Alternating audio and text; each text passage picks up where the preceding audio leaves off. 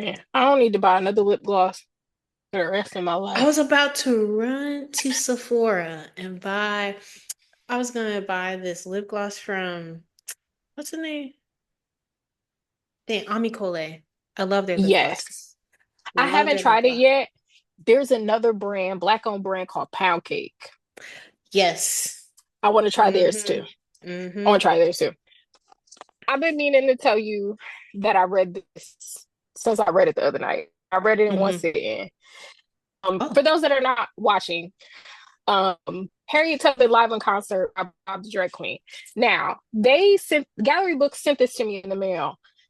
I'm on their list, so I think they like asked me, or I don't know, some they Mm-hmm. sent it to the house. And I've been wanting to read it since I got it, but y'all know the reading It's a schedules around lot. here be Mm-hmm. hectic between both of our social medias, the podcast, both book clubs, like reading is crazy. So I kind of had a bit of a reprieve the other day where it was like I finally dwindled everything down to I was just reading Bibliotherapy in the Bronx. And I was like, Mm-hmm. let me throw this in there. I got the audiobook because Bob the Drag Queen reads the audiobook. Oh. Phenomenal. Phenomenal. I Okay, like I'll want bump to it up. scream from the rooftops about it because I feel like I could see people seeing the cover or seeing the Mm-hmm. title and being like one or two Hell things. no. Yeah, like either the perspective of like, I ain't reading that, or like, why would you make fun of Harriet Tubman's legacy by Mm. something or whatever? And when I tell you it is not that at all, like it is not that Okay. at all. So it's from the perspective of all of these like historical figures and people from the past are coming back to like Mm. present day. And Harriet Tubman reaches out to a guy named Darnell who is gay and says, I want you to help me write a hip hop album that bridges the gap between your generation and the generations of the past. Oh. And in order to do that, he has to like, it's not only Harriet Tubman, it's other people that she helped free. Like she got a Mm. whole little band and stuff like that. The Oh. DJ is a Quaker who is a little person. What? He's, his DJ name is DJ Quakes. DJ Quakes. Wow. So it's like it's very much like I'm not a huge Bob the Drag Queen fan, and I say that not Mm-hmm. because I have anything against him, but like that's just not my like genre of content, so to say. The things that I have seen of him, I laugh, but he just hasn't been someone that I like avidly Mm-hmm. follow, right? Like you know how I am about Beyonce. It ain't much that you can tell me about Beyonce that I don't already know or that I can't like Yeah. avidly speak to. So it's like I know who Bob the Drag Queen is. I just never like I would have never thought that he would write a book, right? I just don't know that much about him. Yeah, I This just didn't know either. Yeah. this made me a fan because it is Okay. so well thought out, right? It is a very modern concept Mm-hmm. of like a take on history, but at the Mm-hmm. same time, it's like yes, like it's like you know what? Hell Mm. yeah, Let's hell go with yeah. it. Okay. Okay. Let's go with it because there's like this bit of self-discovery in there for the main character through Mm-hmm. like as he is learning about Harriet Mm. Tubman and the other people in her band because it's Harriet Tubman and the Freemans. So Yes. it's like as Okay. he's learning about the other people in the band, like he's having these like self-reflection moments. I think it's very, very much about learning history for yourself, right? And Mm. understand like a thing that we talk about all the time is like our Mm-hmm. ancestors were people too, right? Like they had feelings, they loved, they were angry, they were conservative in some instances, right? Or Mm-hmm. some of them were very liberal, or some of them like they came in varieties in the same way that we do.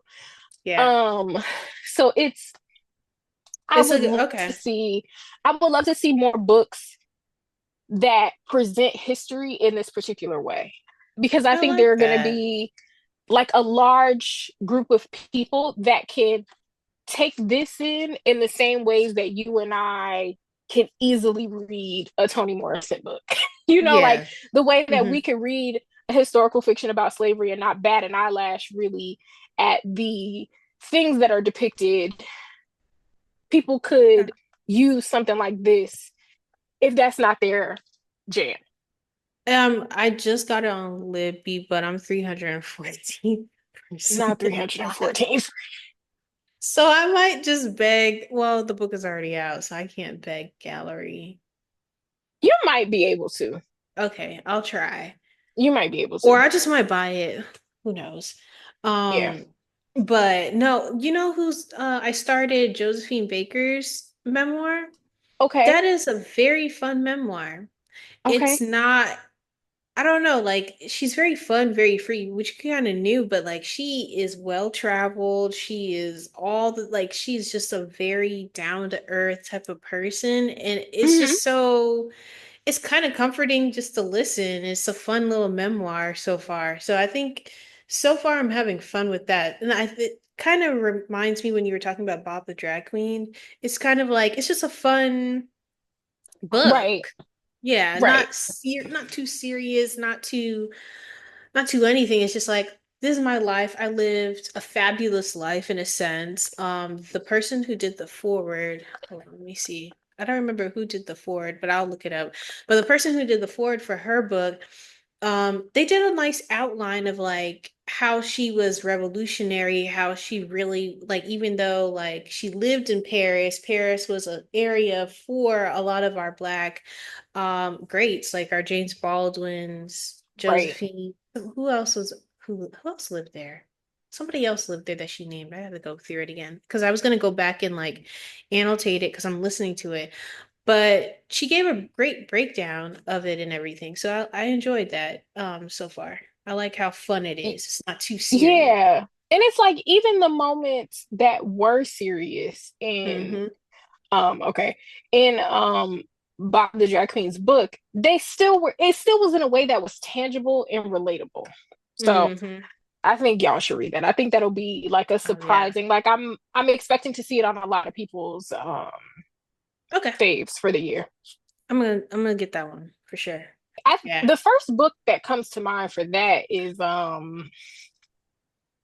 Tiari Jones's book. What is that? The Um something marriage. Well, I can see the the cover in my American head. Marriage. American American Marriage. Marriage, yeah. That Yeah, Oh, one I yeah. didn't love so that much book. same.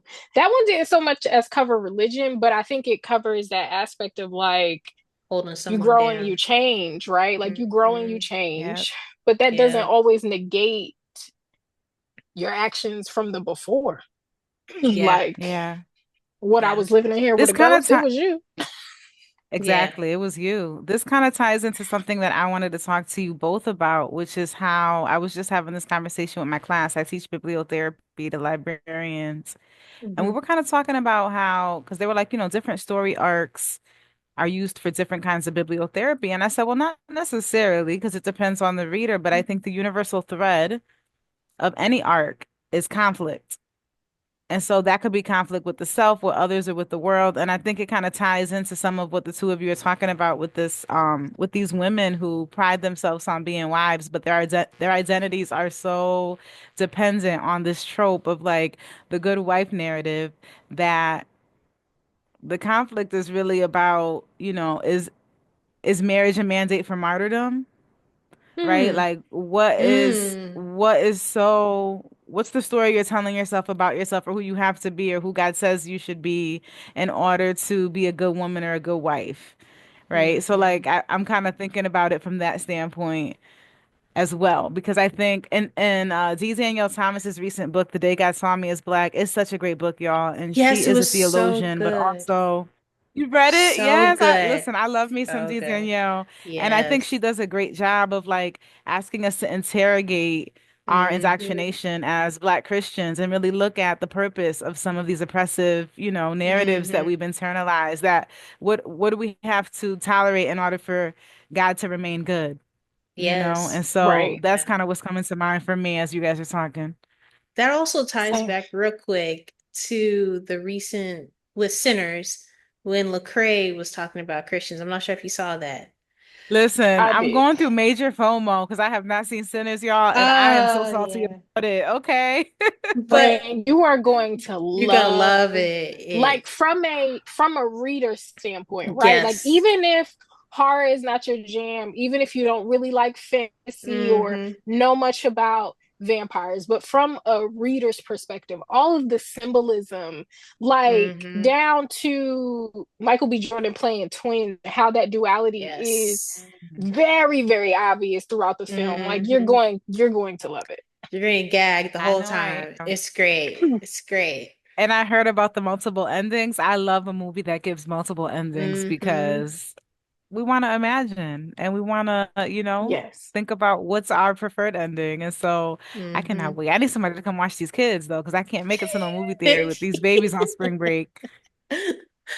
All right, this is Shelby, And this is Jess. and welcome back to the League of Extraordinary Readers.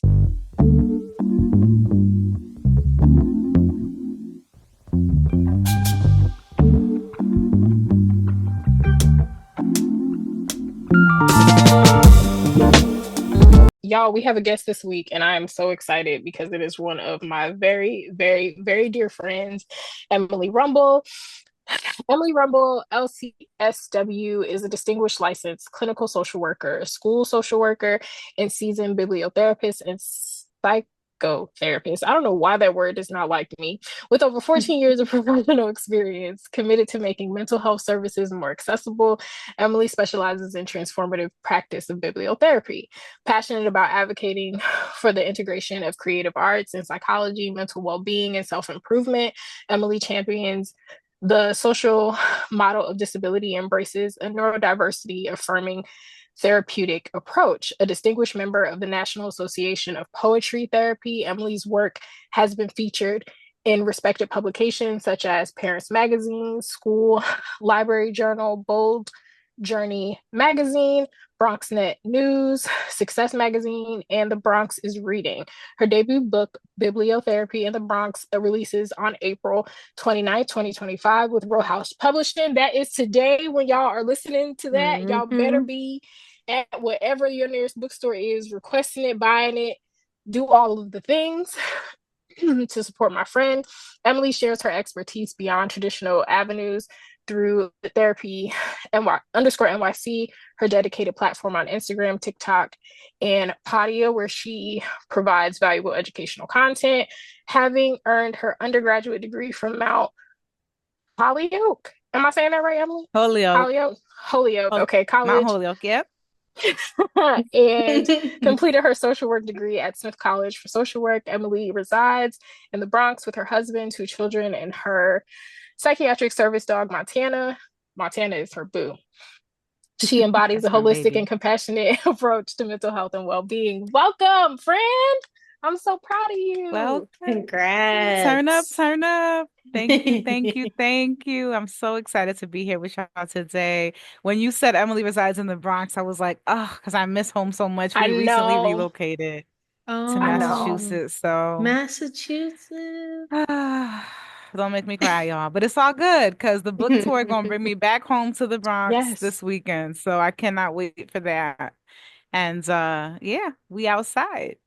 Yes, I'm gonna Yay. try to be at a couple of different things that you will have for the bookstore. So expect to see me and my mama somewhere in there. Can't wait. Can't wait. You and your mom give the best hugs. So I'm looking forward to all the Thank you. hugs and just seeing people in real life. That's the thing about having like a public facing platform on socials and building a community online. It's super dope to be able to do that, but it ain't nothing Hmm. like laying eyes on your people. So I look Yeah. forward to seeing you and your mom again. Yes, I'm super excited. So how was your week? It's leading up to pub day. How you feeling? Have you been doing any other Yeah. reading yourself? What's your week been like? We always reading over here at you know what I'm saying? Is it the League of Readers? Yes, the League of Yes. Extraordinary Readers. Yes. So the League of Hmm. Extraordinary Readers, baby. I'm part of the league now, and we be reading. So yeah, I just picked up The Road is Good by Uzo Aduba, which I'm Oh, loving. Oh. She played Crazy Eyes in Orange is the Hmm. New Black, and we're doing a segment right now. I teach bibliotherapy at Queens College on bibliotherapy and prisons. So I thought it'd be great to weave in her personal memoir into some of the work that I'm doing with the librarians in my class. And I love me some Uzo. She's a bad woman and so humble and graceful and hilarious and Nigerian. And I'm just here for Yes. her story. So I've been reading that. And actually, I'm going to be reading The Blueprint with my book club, Readers Who Run with the Wolves. That was a Shelby recommendation. So that's what we're going to be preparing to read for the month of May. How about y'all? What are y'all reading? I finished Bibliotherapy in the Bronx today. I know Jess finished it today too. Mhm. This is the I last thing love that I that. read before I finished Bibliotherapy in the Bronx, Bob the Drag Queen's book, um, How did you Harriet feel Tubman live about in it? concert. I Mhm. I when I say I went in blind, I went in blind. Like I know who Bob the Drag Queen is, but I was telling Jess like I wasn't like some diehard fan. Like I've seen him across the internet. When there are clips, I laugh, keep scrolling, Mhm. whatever. So when they mailed that to me, I was just like, I don't know what to expect, but go into it open minded because we rooting for everybody black. That book is phenomenal. That book Oh, is very, oh, very, very, very wow. good.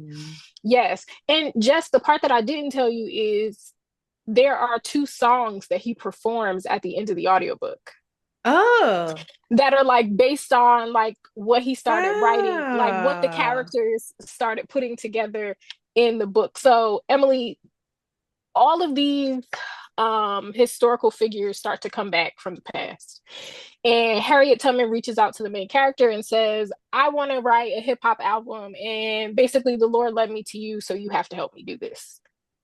And in I doing love that, that he has premise. to, right, like he has to like ask Harriet Tubman questions, but she also has a band who are people that have come back from 200 plus years ago. So he's learning all of their different perspectives on slavery, what their experiences were, and so on and so forth to help him write the songs, but it's also helping his character too. So it just is like all of these little layers to it. The audiobook is phenomenal. Like I said, there are two songs he performed at the end of the audiobook, which was very that's cool. cool. Yeah. And I think it's just like a different approach to telling history, right? Like I Mhm. think, like you mentioned the Blueprint, for Yeah, example, like that's a heavier book, right? When we think about the topic, when we think about the climate of the world right now, right? But I think like people for all three of us, it's not that we read things like yeah, that and don't feel the emotional impact. I think we just intake it differently because we read so much, because of what we do, because we have to speak to it to book clubs and so on and so forth, right? I think something like what Bob the Drag Queen did is more tangible for people that maybe aren't there yet, like that aren't where we are as readers, where we can kind of just pick up a blueprint, something like the blueprint, read it, cry about it, and then move on to the next. you know, Literally. I think Yeah. this is yeah. the kind of like in between of like it's giving history, but just from a different perspective. Mhm. So it was very, very good. It sounds really creative. You've Yeah. convinced me. I want to read it. It sounds like bibliotherapy, the whole notion of Yes, Hmm. teaching Yeah. history through hip hop. I really like that. yes, yes, yes, yes. It definitely is, right? Because I think we're taught um that history and fact can only be taught in certain ways, that we can't learn from fiction or from art or whatever the case may be, because those things aren't real. At least that's how I felt growing up, right? That like, Hmm.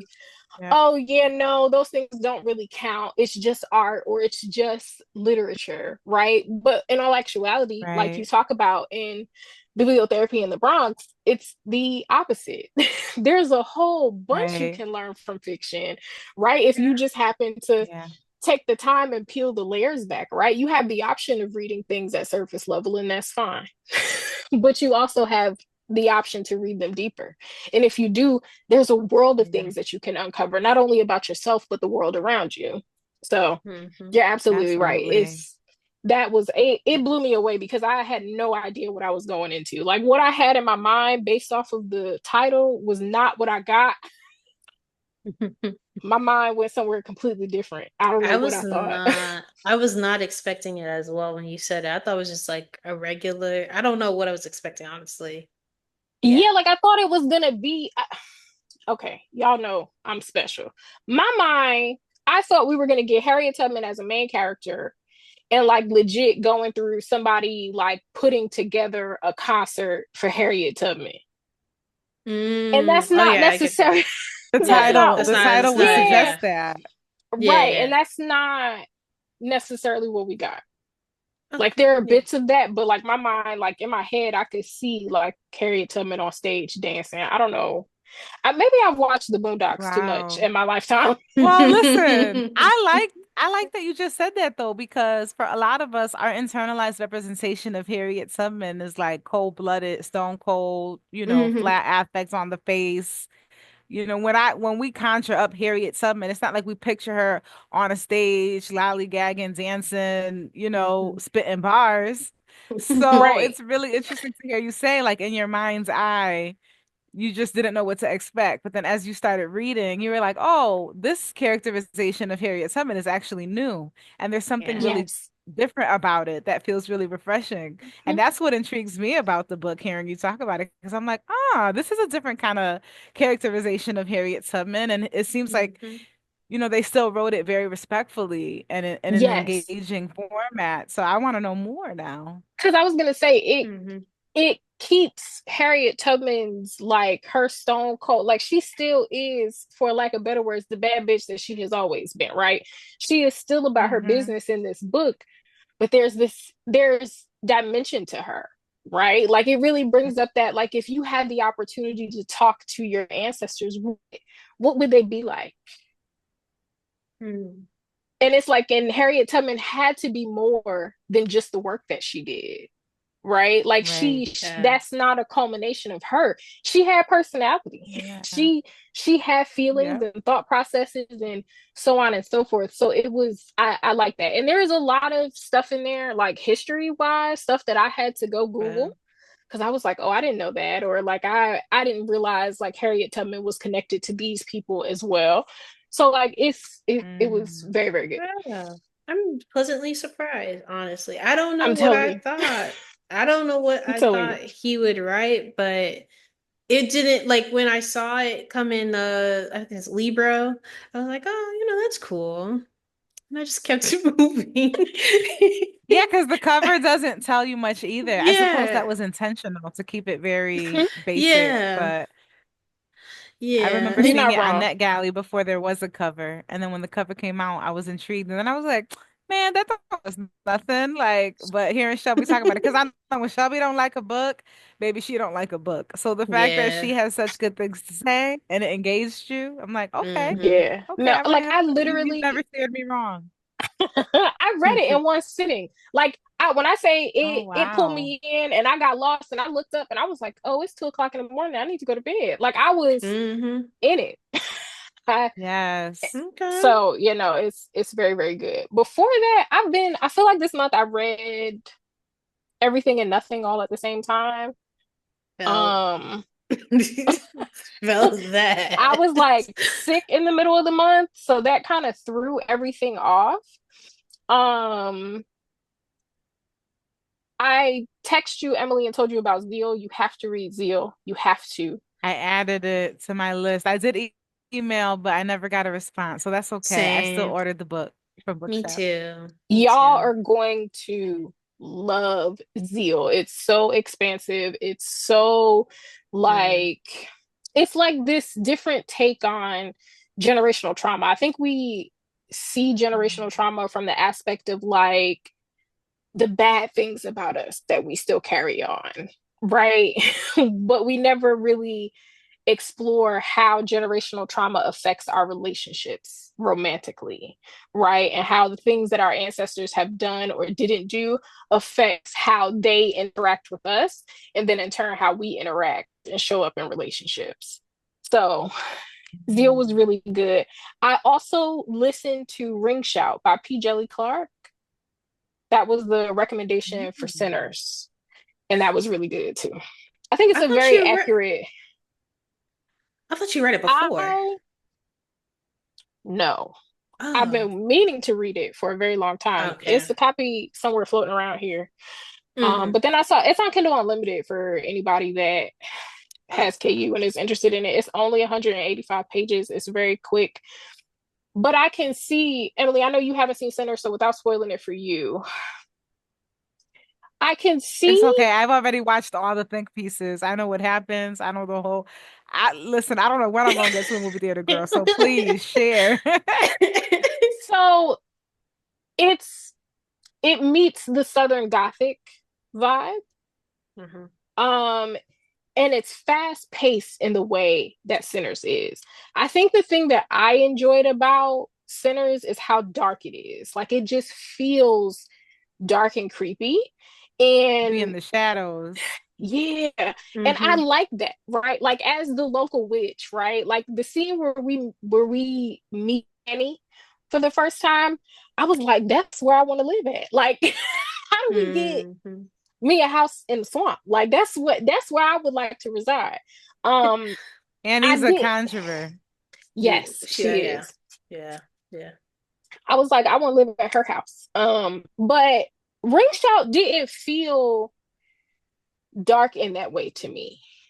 Um, and I think it might just be P. Jelly Clark's Mm. writing style because this is the second book that I read by them. I read the Dead Cattail Assassins, which was very, very good. Mhm. And that one also is like fantasy horror, Mhm. but they don't present that way to me because it makes me think of what's the man's name? Okay, Shelby Charades. What's the man's name? He wrote The Seven Deaths of what is the other book that he wrote? I can't think of none of his books right now, but he has a fantasy series. It's 2 books. It's a black guy, Marlon James. Oh, I Oh, know what you're Marlon talking about. James. Marlon Marlon Thank you. James. James. Okay. Okay. I love me I some know what you're Marlon talking James. Come about. on. Yes. Okay, so like Okay. his fantasy series, right? With the two, it's So, two so far is because the one it is black and the cover is Moon black and some Witch? No, Black Leopard, Red Wolf. that. Yeah. Okay, Yeah, yeah, yeah. that feels inherently dark, right? Yeah. Like Yeah, that was It good. is reading it, very. very, very dark. Mm-hmm. Lone Women by Victor Laval. Excuse me, very, very dark. Ring Shout didn't Mm-hmm. feel that way to me. So So like good. I see why people are recommending it for sinners. I would also, because it fits the vibe. Yeah. But I want to find a book that like is dark in the way that Sinners is dark. I think I don't Mm. think we're gonna, well, you may find a book that is that, but I think people are not categorizing elements of the movie correctly. Yes. Which is like kind of misleading. I see some people starting to do that. That's why I kind of waited a bit because I wanted to if I go back and watch it, I want to literally element it out. So I'm like, okay, this is for the people that are looking for the like understanding how our roots trace back.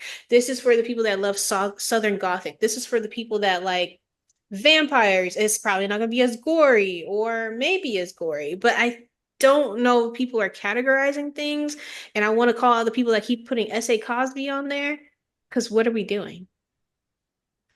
What The are we doing? man himself, he responded to my thread and said people I feel. saw that. He was like, they The people feel like feel, yes. all the Sinners Bleed is horror adjacent. But I'm like, that was an interesting thread. Something That that was, we all yeah, could like talk it about. was a great thread. It was a great thread because it was like absolutely that's how people Yeah. categorize what they Yeah. read. It's based on how they feel. I Even though feel. there are clear Yes. delineations, right, for each genre, Mm-hmm. like we know there are these like boundaries and formats and things, but ultimately when we're reading and reviewing books, we do categorize on how we feel, even if that's incorrect or that wasn't the author's intention. So I love that thread and I love that he Yeah. responded to you because And Yeah. it got like it people was talking.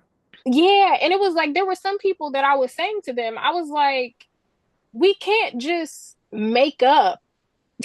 Right. Like we can't just like we Yeah. can't do that. And there were so many people that were like, well, yes, yeah, no, baby. No, that's not how we write That's the not stories, guys. that's not how it That's works. yeah. And I'm like, things are very much like genre bending, right? Like you read some things and Mm-hmm. it fits Yeah. everywhere, and that's fine. But I'm Mm-hmm. like, it's misleading to tell somebody that S.A. Cosby it's a bold-faced lie to tell somebody that S.A. Cosby is hard, because I At feel all. like with horror you Mhm. anticipate certain things. Mm-hmm.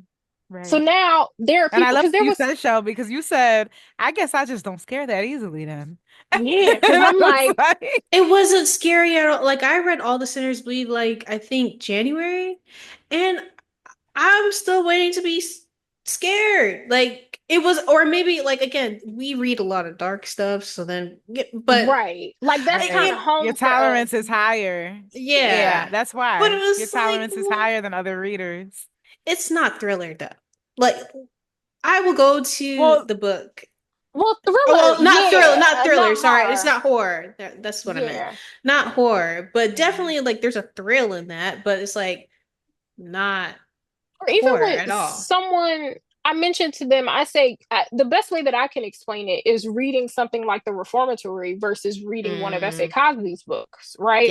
I said, I yes. think it's about Yeah. the placement of the details, because I'm Yes. like, in The Reformatory, there's a scene where the boys are in the freezer and the door closes, right? Mm-hmm. And literally, like, I could hear in my head the creepy music. Like, it was almost like I was seeing, and I could Mm-hmm. feel the fear of being trapped in something and not knowing. And like the main character had just figured out that most of what he was seeing were ghosts. So like Mm-hmm. it's about the placement versus writing out like the details, blood and gore, right? Yeah. Like I think it's the placement and what we're deciding to put the details on that are the distinguish thriller from horror.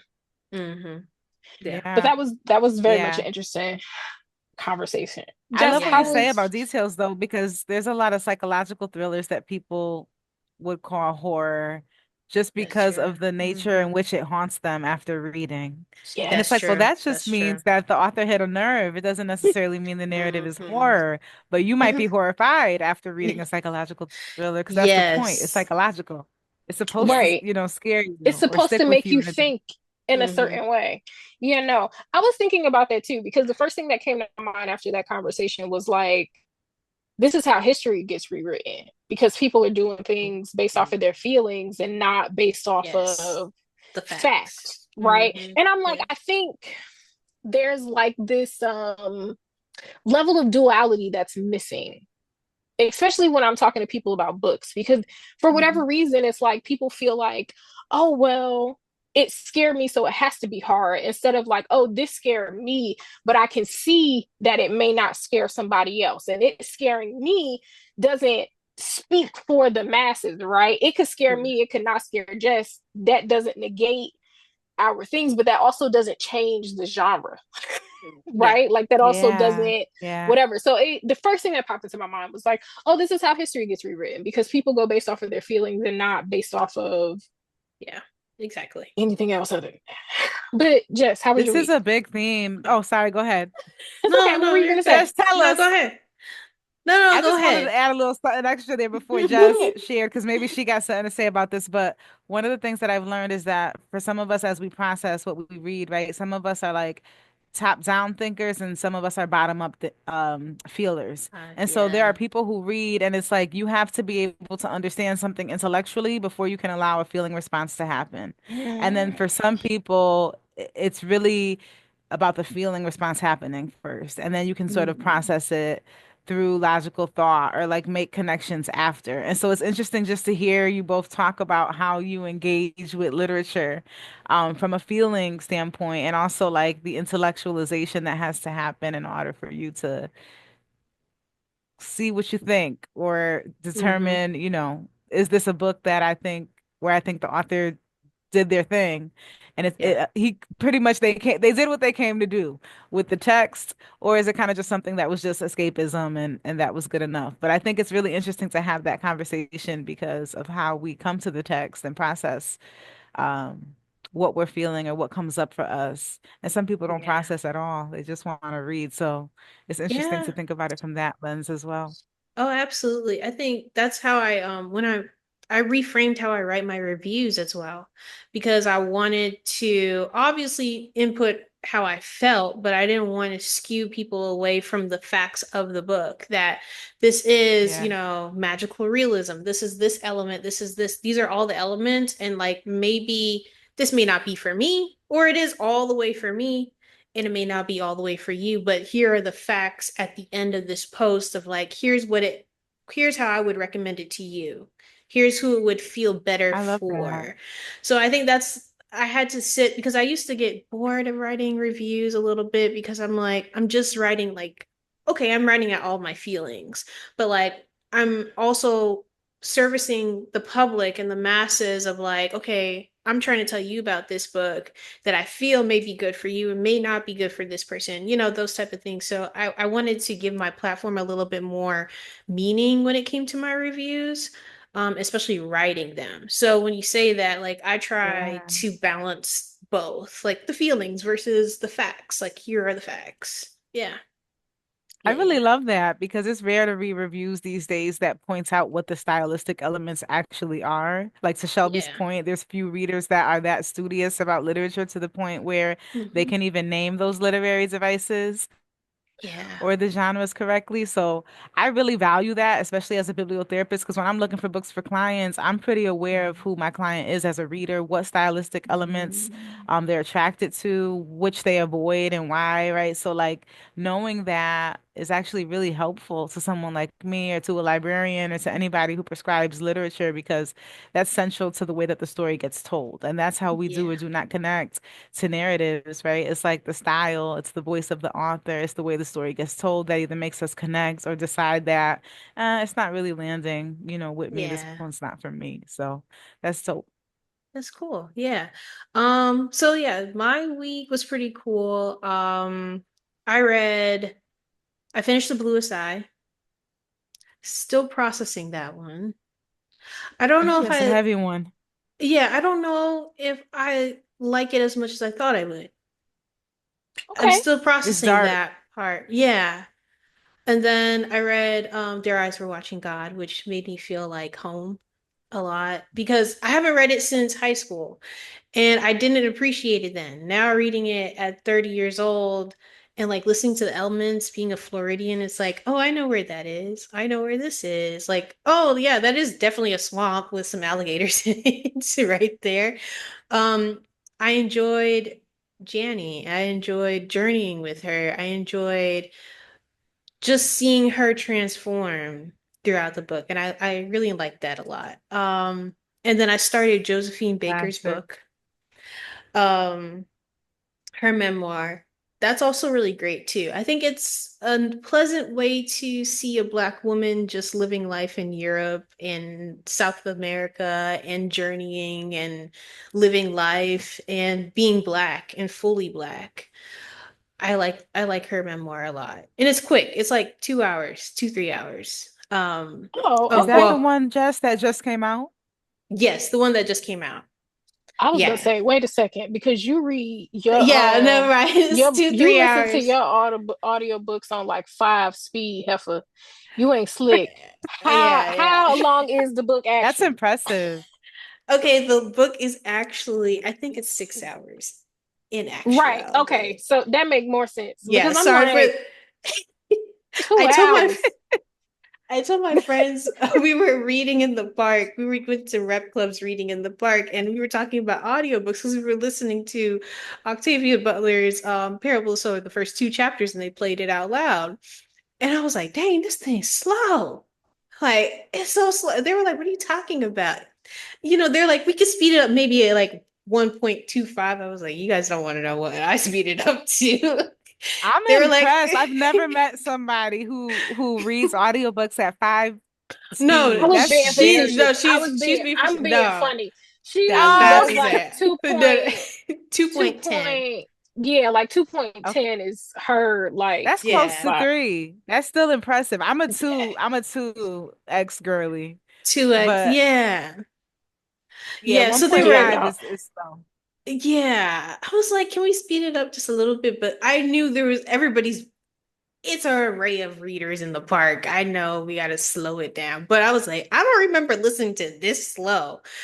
So they were like, how fast? They're like, oh my gosh, that's a lot. I was like, it's really not. It's actually great for my brain. They were like, no, that can't be. I was like, It I don't is. know. You listen as fast as you read. That's how Yeah. I like Yeah. make it make Yeah. sense to people.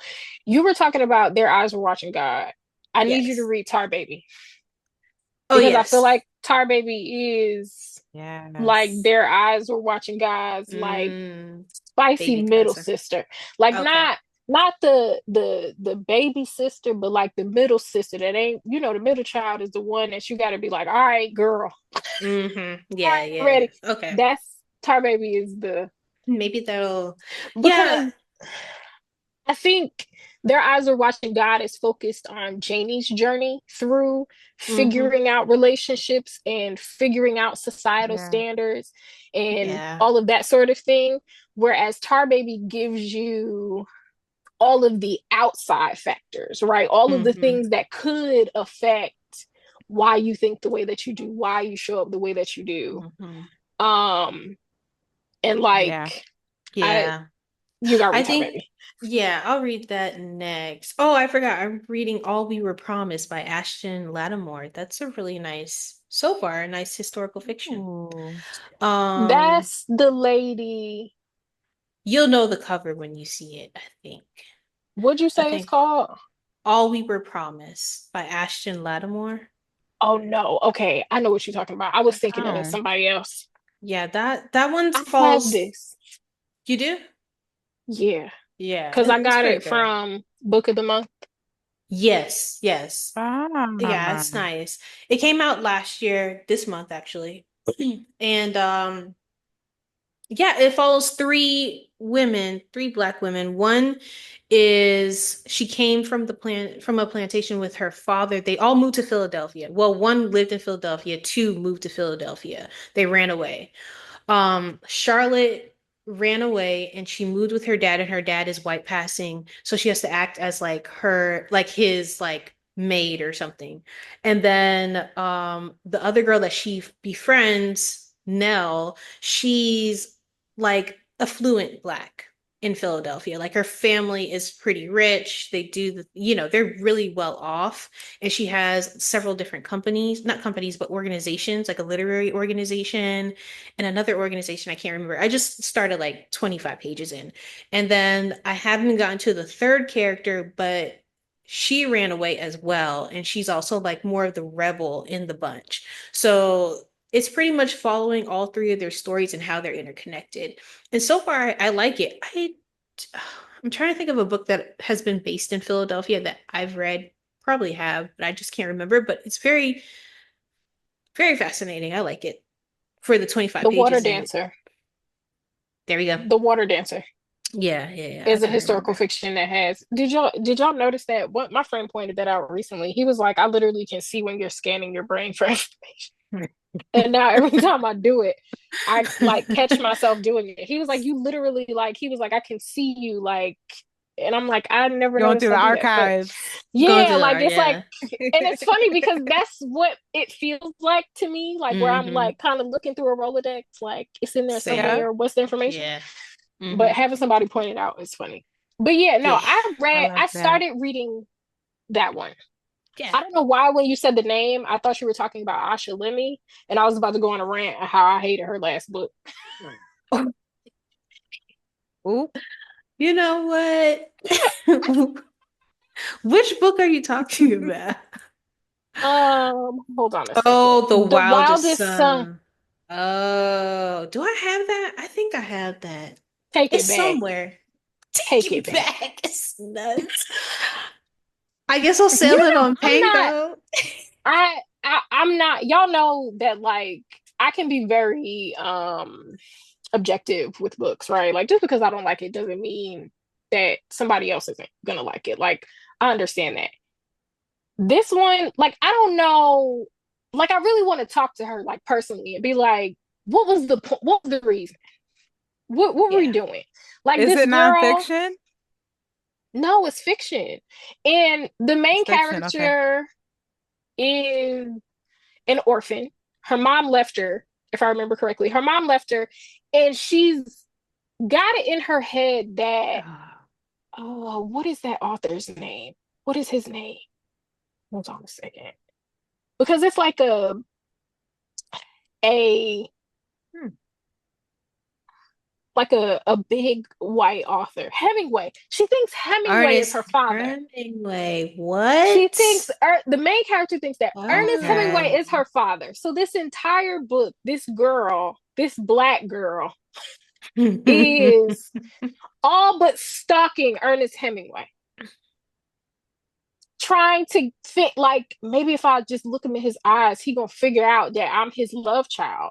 And it's like, So she's no, psychotic, is what uh, you're saying. right. And there was no rhyme or Hmm. reason to all that this character was going through, right? Like I could understand if like she was stalking Ernest Hemingway and then he was like, baby, I don't even remember who your mom is. I don't know. But there was no like ending. There's Connecting the dots. nothing. Mm. It was like it was just It she was wrote it just for there. vibes. Yeah, like we was vibes and Oh, that was it. And if somebody had warned me before I started reading it that it was just vibes, I probably would have taken it in a little bit better. But it's What is the like, vibe though? Is the vibe like obsession? yeah, like I'm fucking we genuinely ball. curious. No, Yeah, she like said, "What is the vibe?" it I'm really was one tickled of those me. like it felt like when you call your friend and be like, I'm going to slash his tires, and your friend be like, all right, bet. Like Mm. it very much gave that. Like she crazy, couldn't nobody stop her. She had Hmm. this story in her mind, and everything in her life was leading up to this moment of like getting to like either Wow. know Ernest Hemingway or meet him or whatever the case may be. But there was no full plan. Like there was multiple times where she went to that man's house and encountered his wife and was like, oh, maybe I have the wrong address. Like, crazy. Yeah, you Mm. shouldn't have been here to begin with. I'm actually kind of intrigued. I can't Me lie. I'm a too. little bit intrigued by this book. I did not No, like for it. real. And Because there's where did her a, obsession start? Did her mother say, "Oh, me and Ernest had a one night stand"? Did she see a it photo that was, prompted an obsession? if I Ernest remember I Hemingway want to wrote correctly, it might know. have people been, like, I think it was either like a journal entry or like something that her uh, mom's friends said to her that kind of implied that her mother was hmm. like promiscuous at one point in time. So it Oh, was kind of just like this, oh, well, if she was promiscuous, like she was here and Ernest Hemingway was here at the same time. he was in Key So, Oh, West. okay. no, I was just, it was Cuba, maybe, or wherever he was. Oh, But like, they was gosh. like, Jessica Oh. had to get real specific. She they was like, was "Wait, just I need to like, know geographically." Yeah, because my mama was like, here, he was here, and like they could have crossed paths. Like it was just, I remember reading it and just being like, what was the You reason? weren't connected to her. You weren't connected to her. You didn't give a damn about this main character. That's why for you it was kind of like, yeah, we not into it. Yeah, and then because I'm like, of all the people, Ernest Ernest Hem, Hemingway. he got a lot of cats. Yes. He got a lot of cats. I went Maybe to his maybe she house loves in Key cats. West. Yeah, that's why I said she went to Key West. She saw that house with all the cats. Listen, so it was when you said Ashton Lattimore, I was like, I Yeah. know that name. I got triggered real bad Oh no, because not her. I think she's a debut author. Don't get okay, because her. I was gonna say what book she got you like? You don't like it? Well, it's interesting this is coming up because the first step, right, of a bibliotherapeutic process is recognition.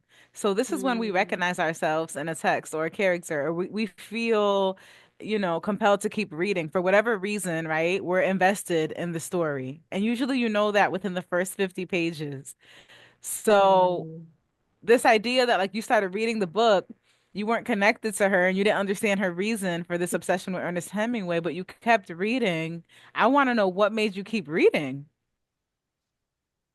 I think in the beginning, when she was like looking for her father, I understand what that's like, right? I haven't actually had Ah. to look physically for my dad, but like that relationship hasn't always been well. So in the beginning, I was like, oh, I understand this yearning right? Yes. For this parental connection. But then I think with you saying that, right, and me having to think about it in this particular way, I think a lot of what was bothering me is I wanted her to stand up. Like, why are you going so far out of your way for somebody that has not done that for you? Mm. Because Right. if that is your father, he know, Right. and he ain't showing up in certain ways because he don't want to. So I think that's what kept me going. Because at first I was like, oh no, I feel bad. Like this baby want her daddy, and let's figure out who her daddy is. And then I'm like, girl, if you don't shit, Ernest Hemingway, be serious. I'm still stuck on Ernest Hemingway as the person that she's yearning for. Ernest It's pretty Hemingway. funny. It's pretty It's funny. a satire. I Let me go. Like, I just want to know because this can't be. That's what I'm about to name the episode. Ernest well, Hemingway. you should. You should name it Ernest Hemingway. And I want to take it a step further with you because bibliotherapeutic process, step one, recognition, step two, examination, where we begin to examine the character's motivation, what drives their behavior, or just aspects, ideas, or emotions that come up for us in the story, right? So you just said this baby, I connected to her at first because I get it. The father wound. I got one too, girl. You know, you yearning for your dad. I don't know why Ernest Hemingway, but we're gonna go with it, right? But then you start to examine and you're like, but you're not making sense, mama, because if he is your dad and he knows that he's your dad and he don't want to be in your life, why are you chasing after this man? So if you could have Mhm. rewritten that part of the narrative arc, what would have intrigued you more? Her being like, I'm gonna blow this man's house up? Like what how could the plot have shifted to make it juicier for you to be like, okay, now I'm emotionally invested in her story? I think if she would have been able to actually face him, right, Mm. and to say, Um, I think you're my father, right? But there was all of Courage. this, yeah, but there Mm. was all of this, like, she would kind of meet him. Like, she was like, she kind of met him at a bar. And then she got scared and she wouldn't say anything. And I think she got scared and wouldn't say Yeah. anything because deep down she knew that's not actually my father, right? Like Mm. she knew that she was just she needed something to do, like she needed something to hold on to keep her going. And I'm like, of all things, why this, right? Like outside of it Right. wanting outside of the father wound, like why Ernest Hemingway, right? Is it because you felt like your mother didn't achieve anything in life, so you're hoping that whoever your father is this big name, right? Because then Could you have be. something good to be connected to. Instead of because she That's usually why had people develop delusions, see, and I ideas think of that was the part reference. Mhm. that was I just it was I just kept reading it like the end, like Ernest Hemingway of all of the and like it didn't necessarily feel like it was a coming of age story because coming of age usually is a like a younger Yeah. like age group, and she Yeah. was older, so it wasn't necessarily that either. So I was like, I Mhm. don't understand the story. But then everybody that I know that read it kind of had the same feelings about it. They were like, I don't understand what the point of this was. Like, how did we It's get here? confusing because it See? seems like Yeah. conflict with herself. Yeah. Absolutely. Does she resolve it at the end? No, Could we she have doesn't. better option like Langston Hughes? Like, just what better? Like, have we seen Ernest Hemingway? I kind of love how weird it is, though. I kind of love how like outlandish it is because it goes to show how like Very when we fictional. really want to believe something is true, we be lying to our own damn self. This girl seemed to spend the whole True. book chasing after this man deep down inside knowing that it can't really be her dad, but she needs to believe that he is. So she's Yeah. chasing him around, right, for her own to feed her own narcissism, whatever the root of that is. But I'd be really curious to hear from the author, like what the intention of her narrative Mhm. arc was. If the conflict Right. is with herself, what does she gain from this exploration? Like you said, it's not really a coming of age. So what is it? Is it just like a mental what's the word? Decompensation, right? It's just her losing her mind, her not having an Right. identity and trying to create Mm. one through this obsession with Ernest Hemingway. I'd really be curious. I'm I gonna kind read of the book want now because now I want to know. I kind of want to Now I'm I ask the so want. author, curious. like, so do you think Ernest Hemingway is your daddy? Is that what this is, girl?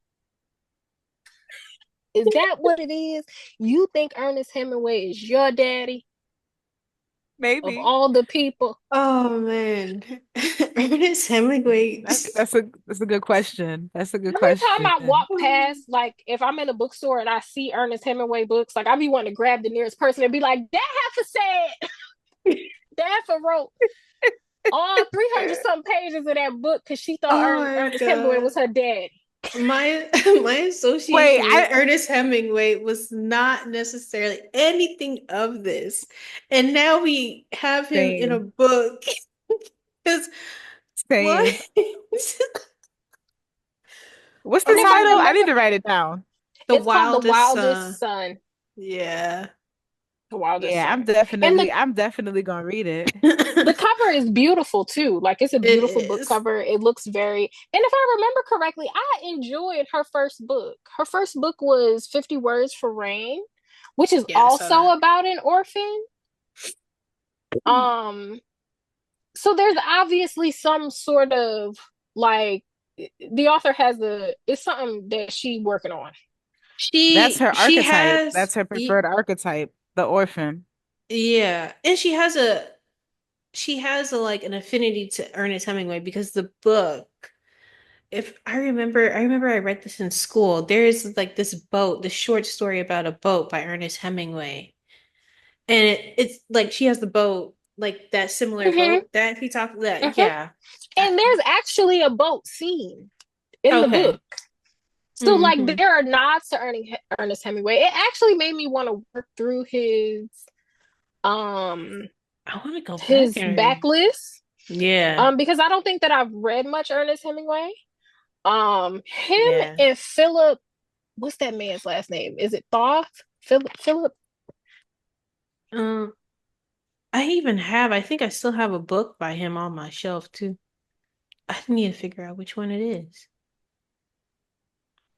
Y'all putting Philip me onto some new Roth. books because this is a new Philip Roth, Yeah, Philip TH. I Roth. want to read. Yeah, I want to read some of his stuff too because I didn't realize Philip Roth was from New Jersey.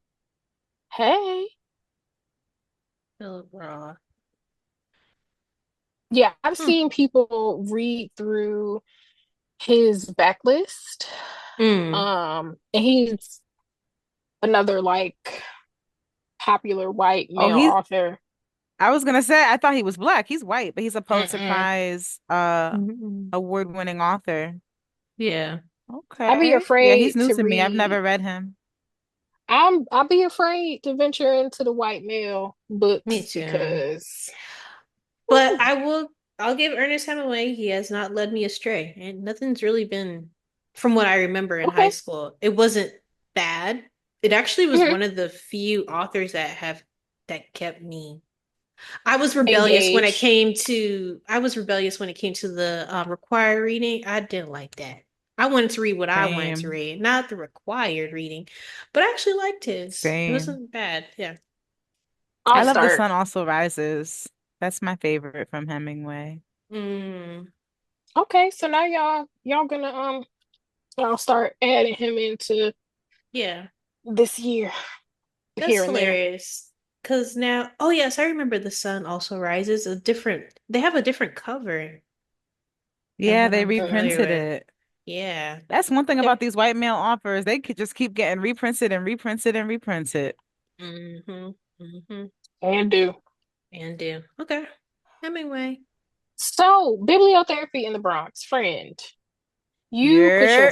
foot in this book, man. You When did. I You did. say so, like, I normally have trouble reading nonfiction that is written in the way that you've written your book because it's a lot of like Yeah. information, and I feel like I'm not. Sense. It's very dense, but I don't necessarily have to like use the creative side of my brain, so I kind of zone out in times. that didn't happen with reading bibliotherapy in the Bronx. Like it's very, very Oh, I'm so tangible. I glad think to hear it. for That's high It's praise coming great. from you. It's really it's great. very tangible for I think all readers, right? People that Hmm. maybe wouldn't pick up something like this because they feel like they are not smart enough, or people that already read mostly nonfiction, right? They'll be able to read this. To those in between that are just curious, I think you did an amazing job. Like Phenomenal. It's great. phenomenal. Wow. Yeah. Thank y'all I'll so say, much. That means a lot. yes, Welcome. yeah. Same thing I felt about, same thing, Shelby. I felt the same way when it comes to the denseness. I'm not a big, I can't get into books that are quite dense. But I felt like this was a really great tangible read. I even want to get a physical copy so I can annotate real good with it and go back through it. Yes, it was really And great. I love that. there was so much that I didn't know. Like chapter two, where you're Hmm. talking about like how bibliotherapy was used during the war. Like I was like, Hmm. wait, what? Like I had Yeah. no Yeah. idea. Like, Yeah. and I Yeah, think, I love that chapter because I read so much about like our ancestry, right? Like what it meant to have Mm. bookmobiles on plantations. What does it mean for our ancestors to have toiled all day in the fields and then walk miles to a bookmobile, put that baby in a paper bag and walk back to the plantation, Mm. offer a book, right. offer some literary escapism. Like it gave me chills to do that research because I think we talk about like Black librarianship in the context of curating collections of Black literature, but we don't necessarily talk about it as like grounded in our history that actually like because of segregation we didn't have libraries, we had to create them.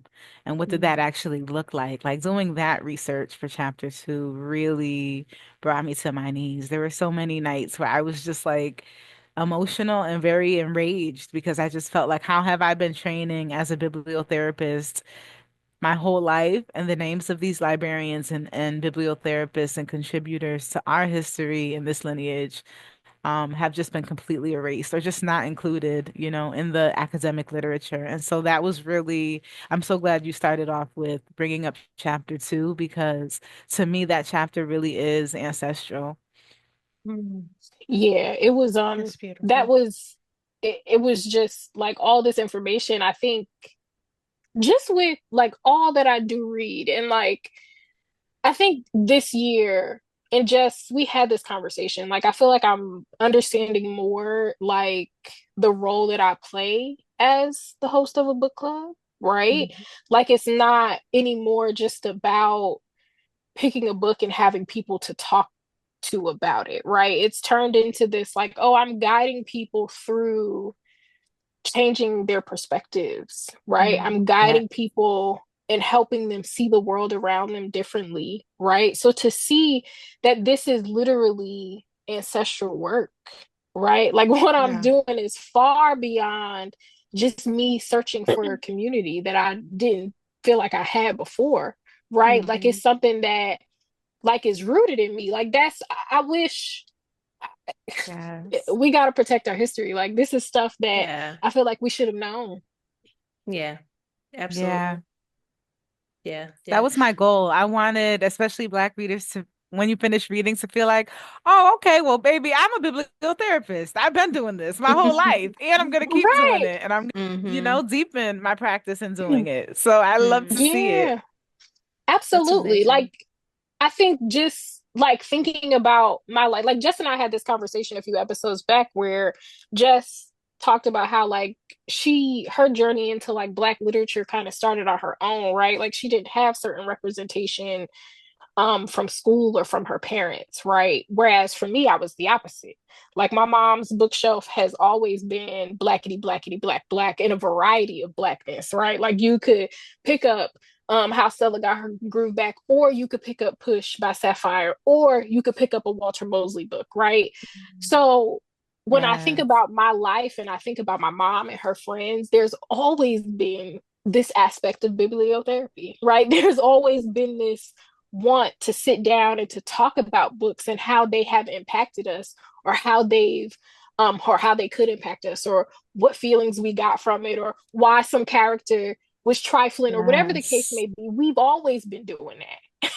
Like Hmm. that that's it's been here. And I think that's the part that's interesting. Yeah. Yeah, absolutely. Yeah.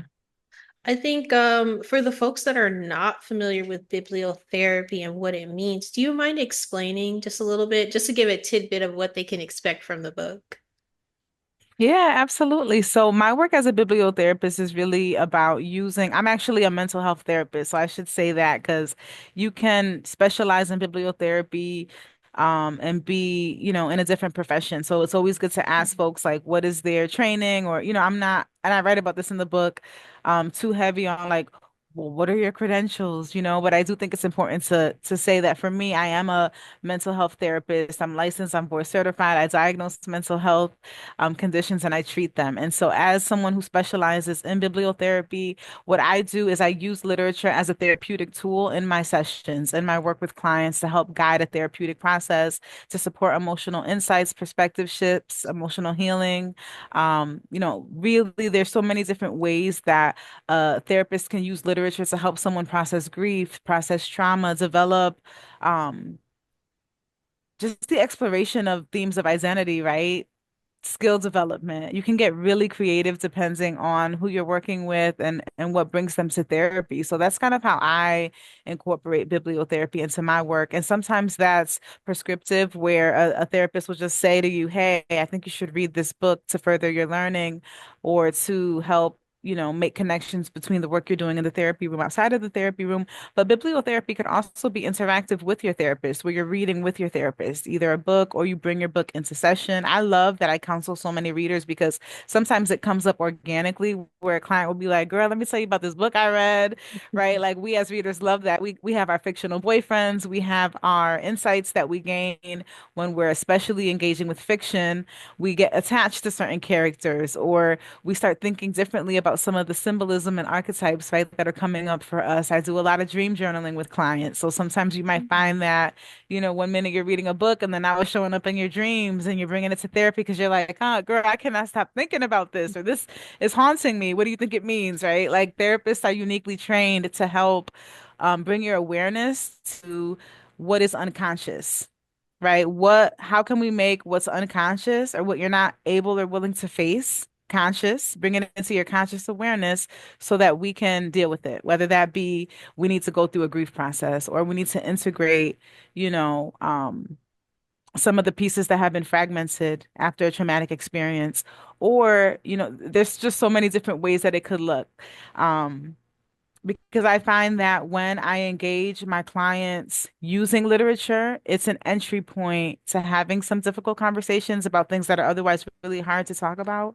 Sometimes I don't know if you both have been in therapy, but there is a feeling of like this person is sitting across from me asking me these really personal questions. I don't know them like that.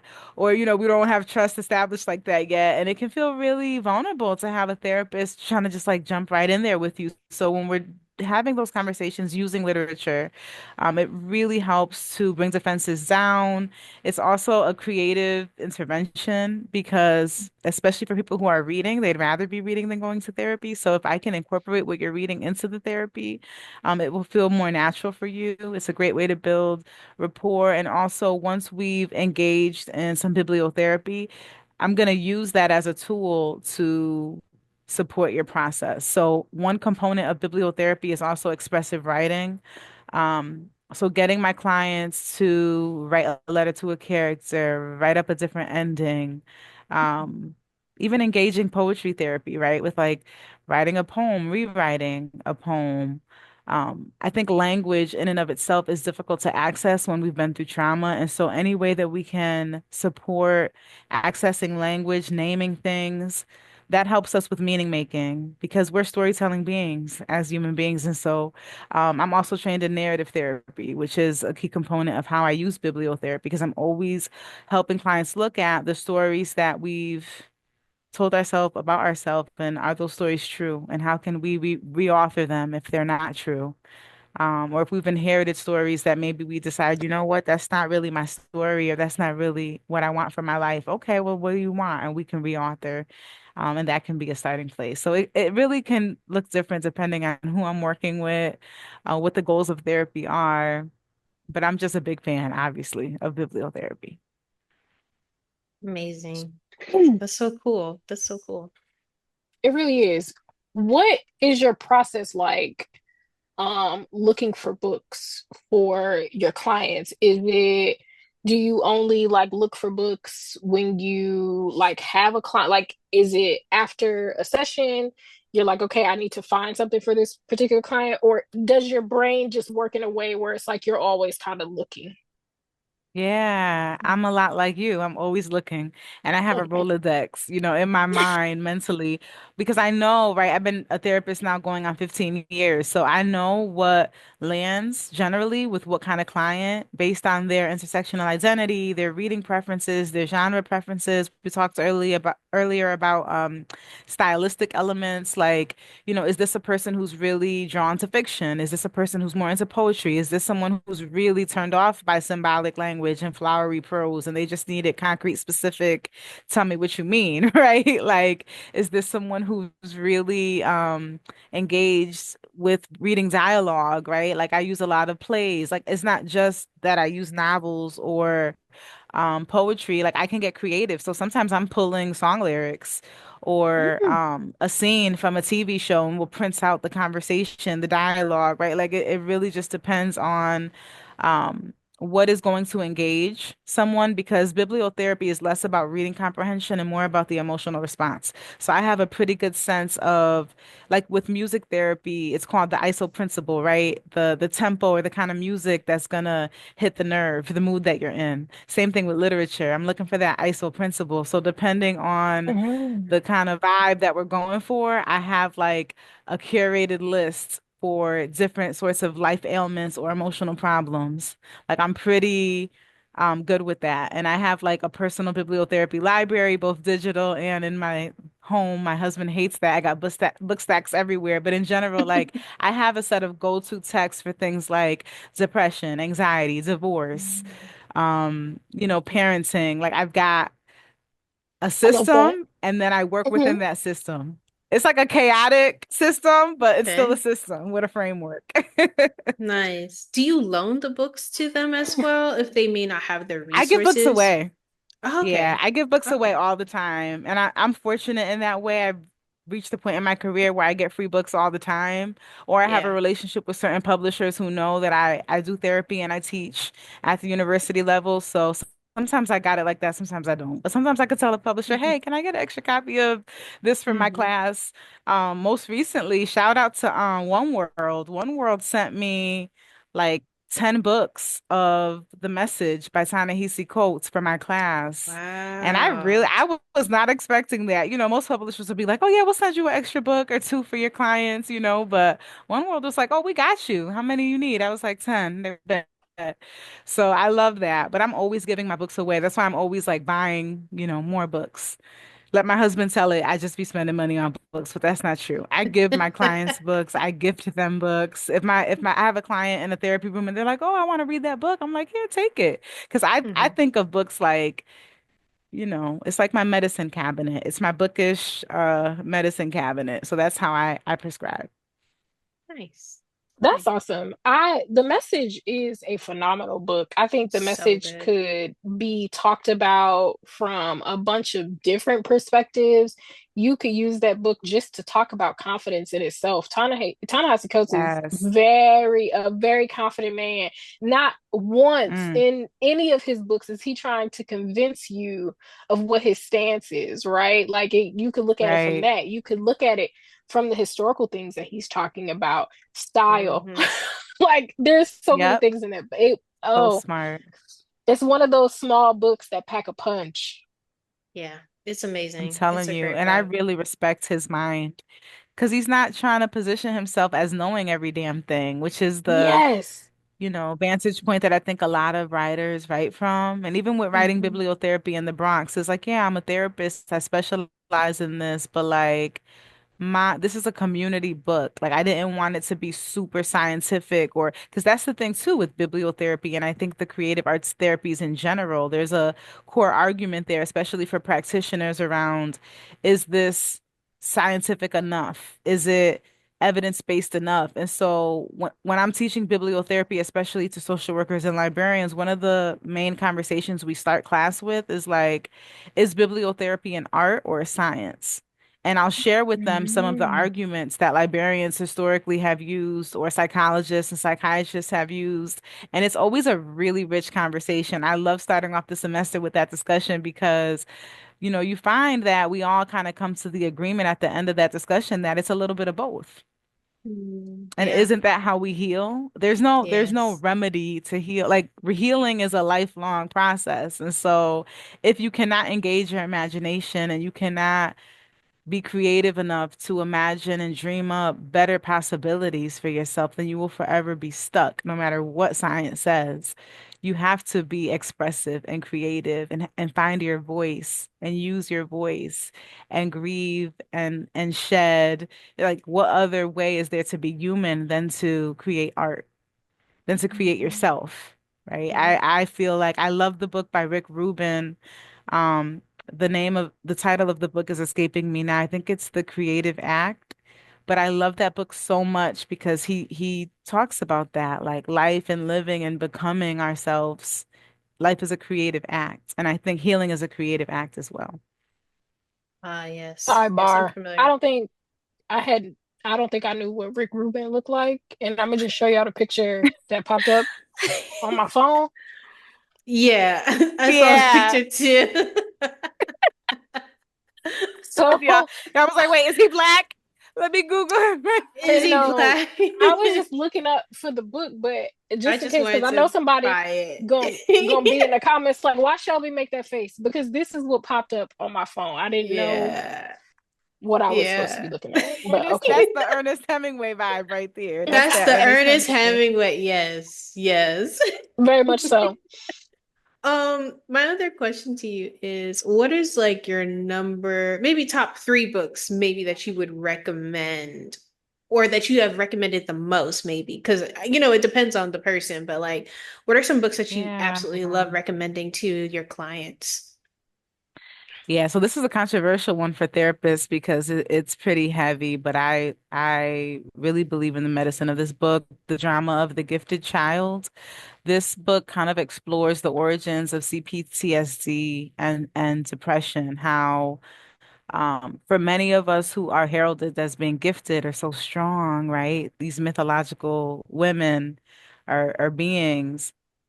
Most of the time it's because we had some pretty horrible childhoods. And so I feel Hmm. like this book really speaks to the root of depression, and what happens in a broken childhood that results in someone that really struggles with lifelong depression on a psychic level. I think this book does a phenomenal job of exploring that. And it's a short book, but it packs a punch. I think it's great for psychoeducation for people who are trying to understand the nature of clinical depression.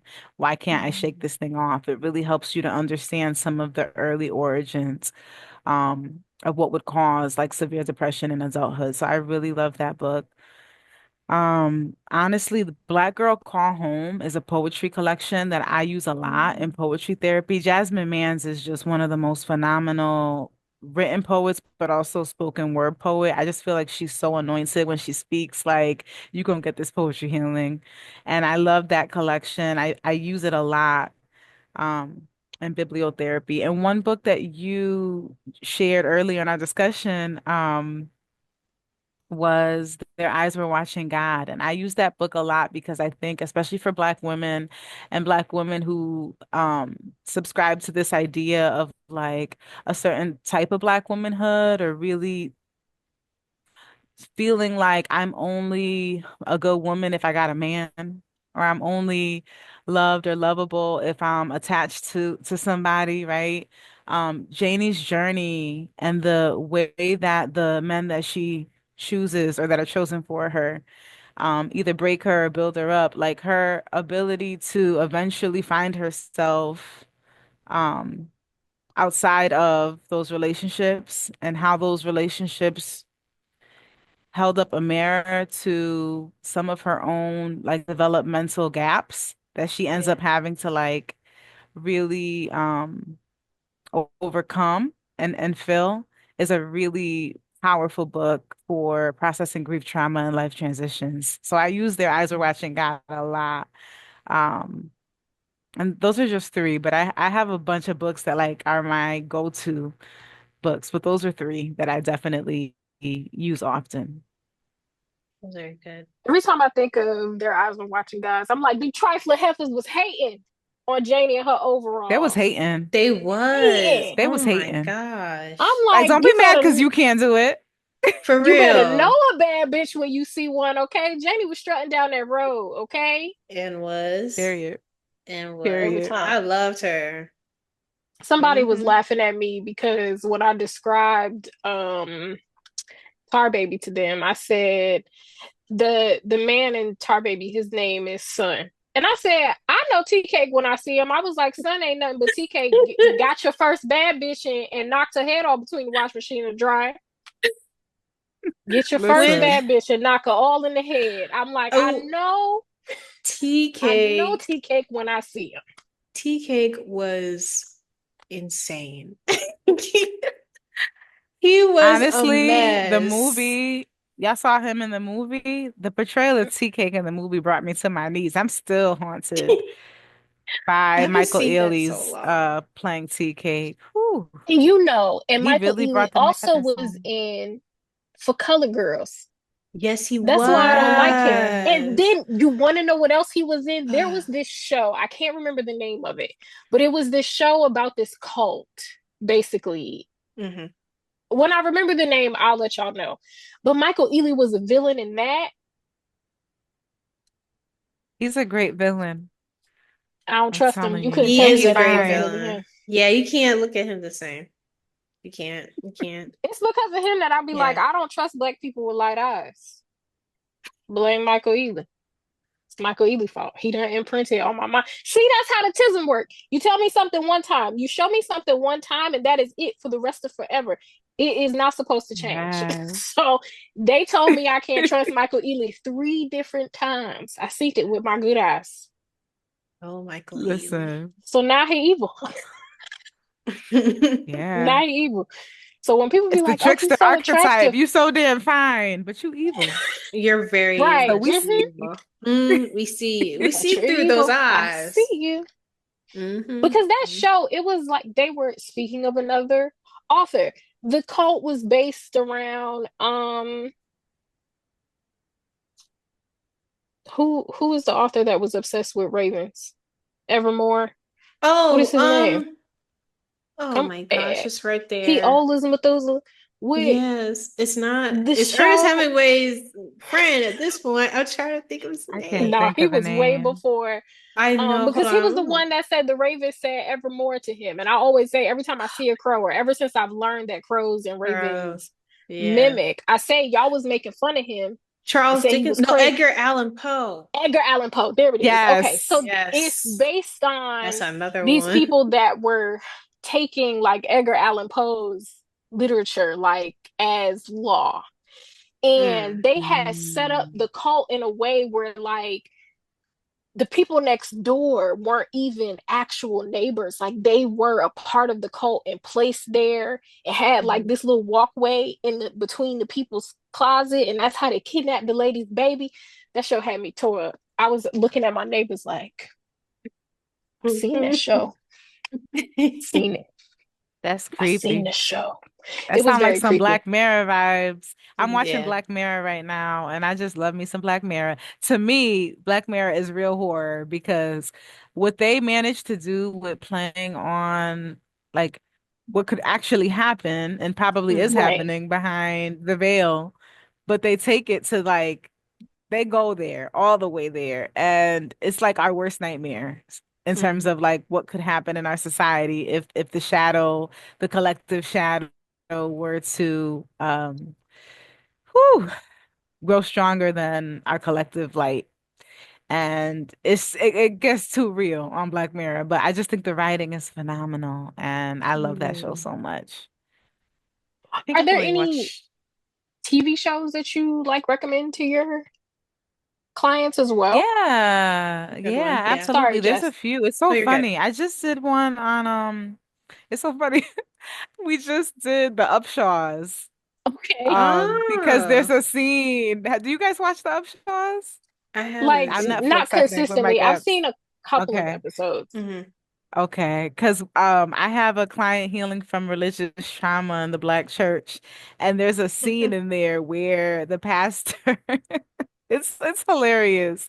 The pastor comes out, he got his weave all glistening with the sheen, and he's passing the collection plate over and over. But it's just a really funny scene, and I feel like sometimes things get super heavy, in our sessions. So I recently opened up her last bibliotherapy session with that scene from the Upshaws, and we had a time. We Oh, was cracking up because she was like, "Yeah, because that's what they do. They put on a whole show. that's They what got the they do. lights and the choir.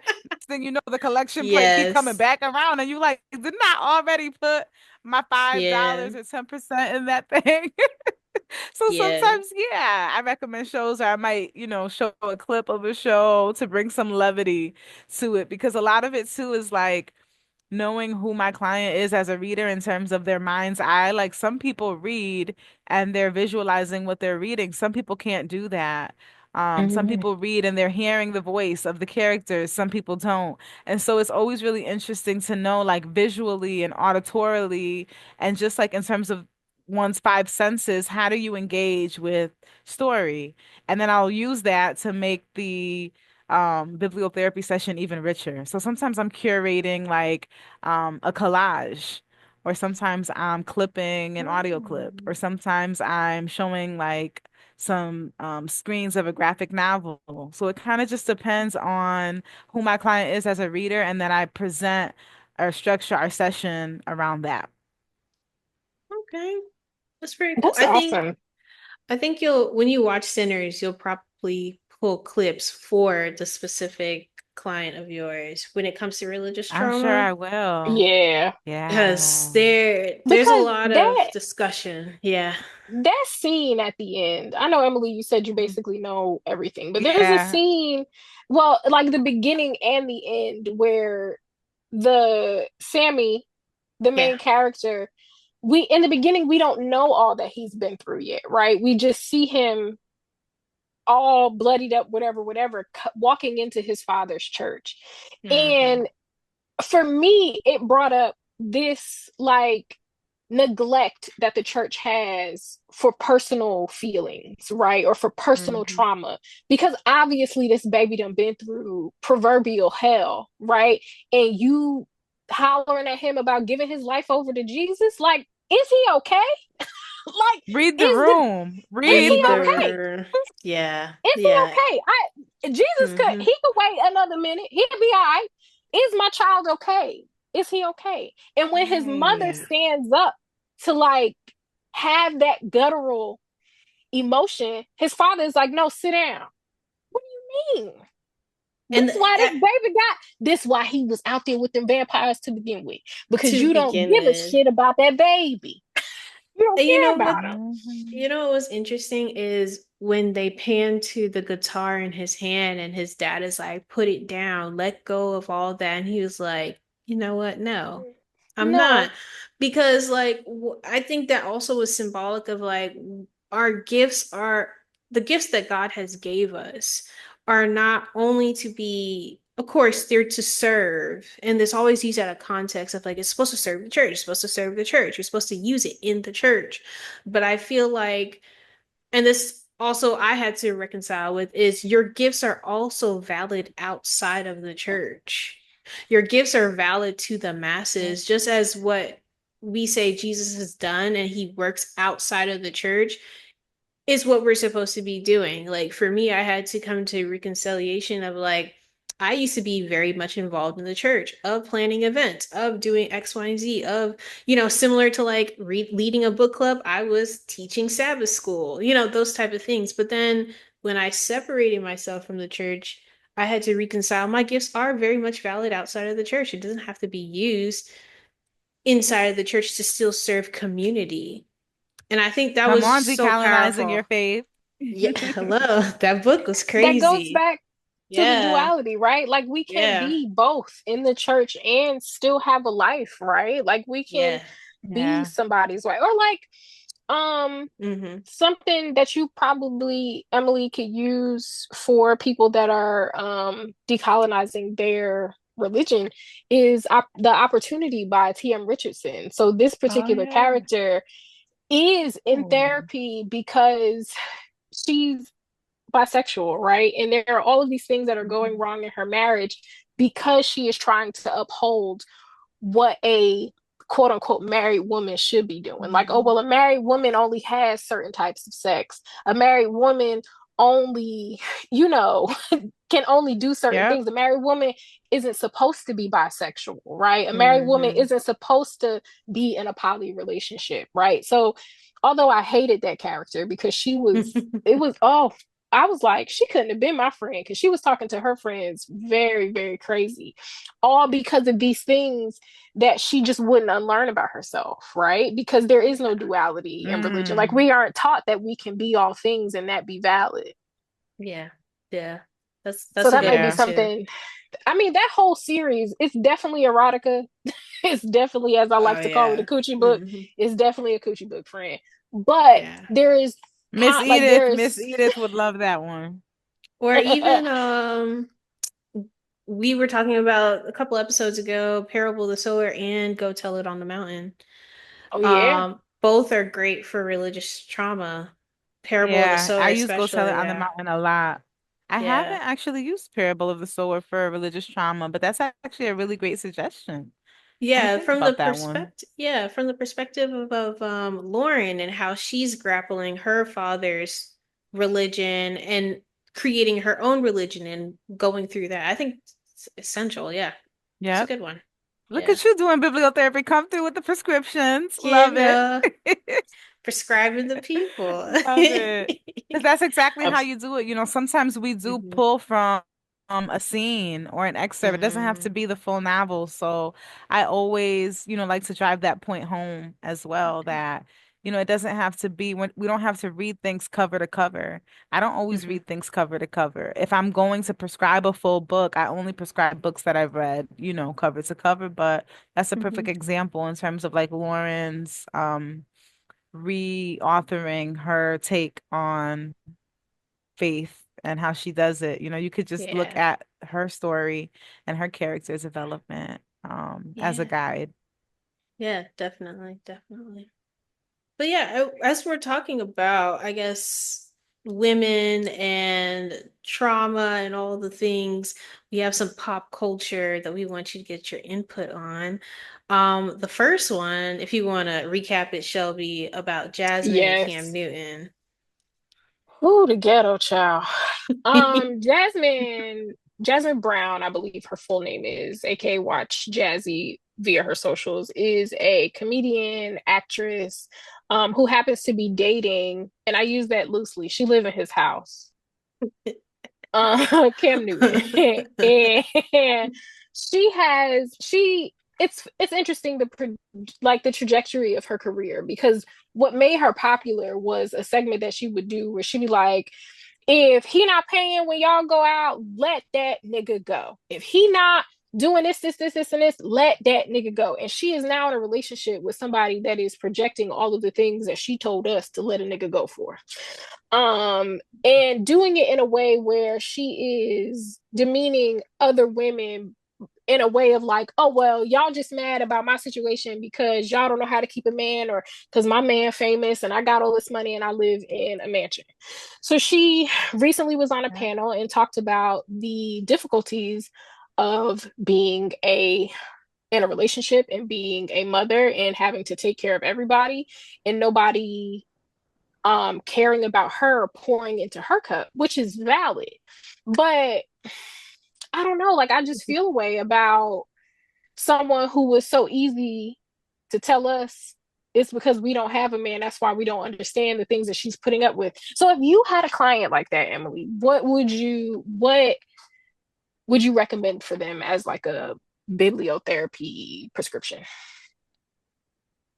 Well, first of all, I don't even know if she's in a place where she can really interrogate her own thought life because somebody that's Mhm. that judgmental or that rigid in her thinking, she's more interested in putting herself on a pedestal and belittling everybody else. So we gonna have to do some like reality orientation work before we can prescribe some literature. But she sounds like somebody that I will want to explore games people play, the basic handbook of transactional analysis by Eric Byrne with. In Mm. the games people play, it's an old book too. This book came out in the 90s, like early mid 90s, I think. But a lot of people are not aware of transactional analysis, which is actually related to how we relate to one another in basic social interactions. Mhm. I think the fact that she is giving, giving, giving so much to be with this man who won't even claim her and receiving so little to the point where it didn't even come into her awareness until motherhood overwhelmed her. It's like, baby girl, you putting yourself on this pedestal, but you're not happy. You're not fulfilled. It doesn't seem like you're loved, at least not in the way that you're trying to present to the world that you are, right? And I do a lot of work with especially women on this because I think approaching our 30s, we're socialized to believe that if we're not married and we don't have children by the time we're 30, we've somehow failed at life. And that is such a harmful lie that society, feeds us as women, especially because, first of all, motherhood is not something that we all want, first of all. And second of all, a lot of women go into motherhood completely unprepared, have no idea how their life is about to radically change. Children change everything. You will lose your identity, your career. You will have to start from scratch, baby. Like, kids are not a plaything. Kids are a complete identity shift, right? Like we're talking about completely uprooting everything that you know. And so I really feel like with her, I would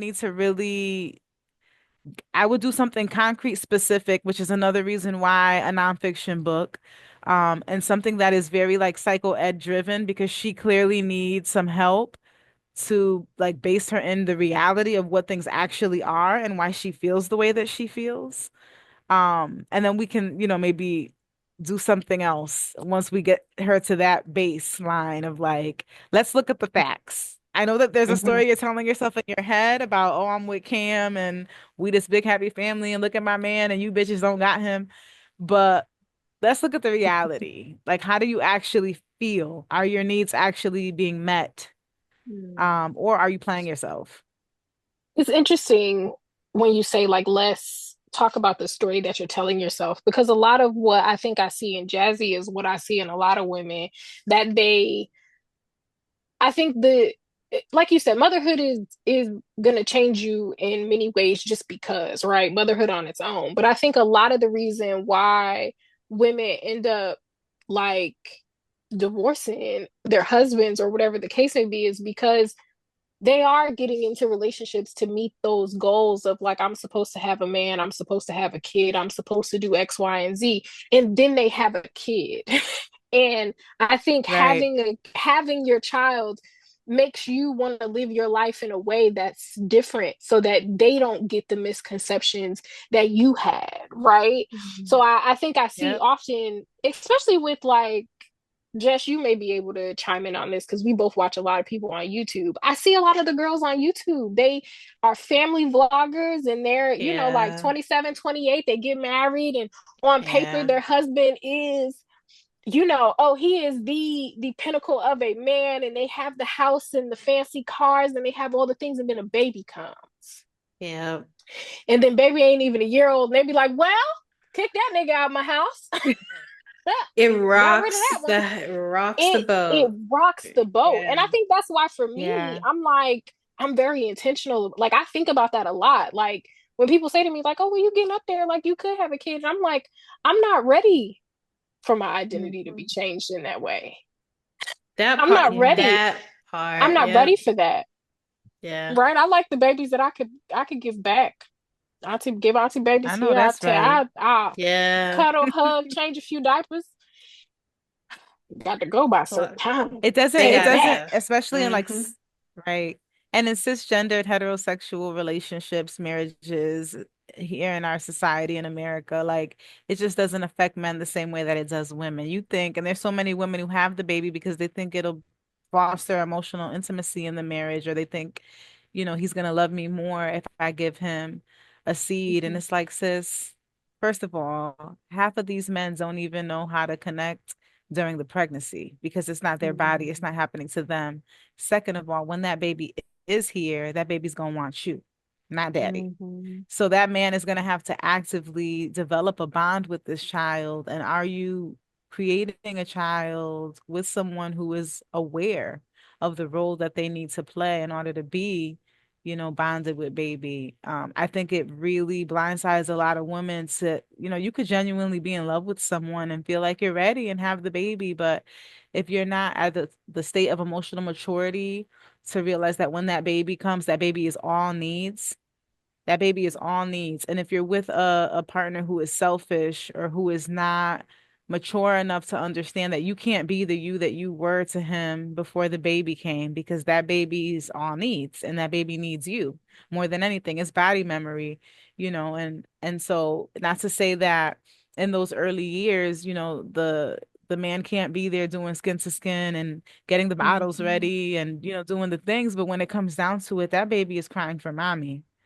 Mhm. It's your body that the baby came from. And I think that a lot of the reason why we have such a widespread of postpartum depression is because a lot of women are not being tended to during pregnancy and after childbirth in the way that we should, right? Like I was blown away. One of my clients who was Chinese American but first generation, when she had her baby, her mother literally took a leave off of work for 3 months, moved into her house, was making her all kind of Wow. broths and soups, like literally. And she was like, her mother came to a therapy session one day to explain to me what this like meant to their culture for her to do this for her daughter. She was like, yeah, in Mhm. my culture, this is what we do. Like in China, this is not, you first of all, you get the time off work paid, but second of all, Yes. like this is not uncommon. In American society it is, but like this is a mother's role, is for at least the first Mhm. 3 months of your daughter's body mending and healing and her bonding with baby, she needs to be mothered and cared for Yes. and tended to,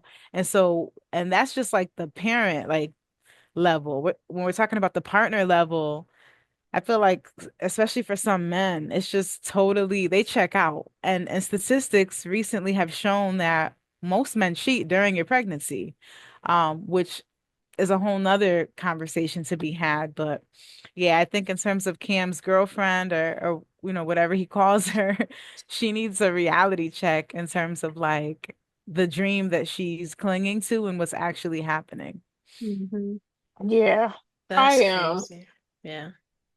I think about conversations that I've had with men in dating and how easy it is for them to be like, I'm gonna get you pregnant.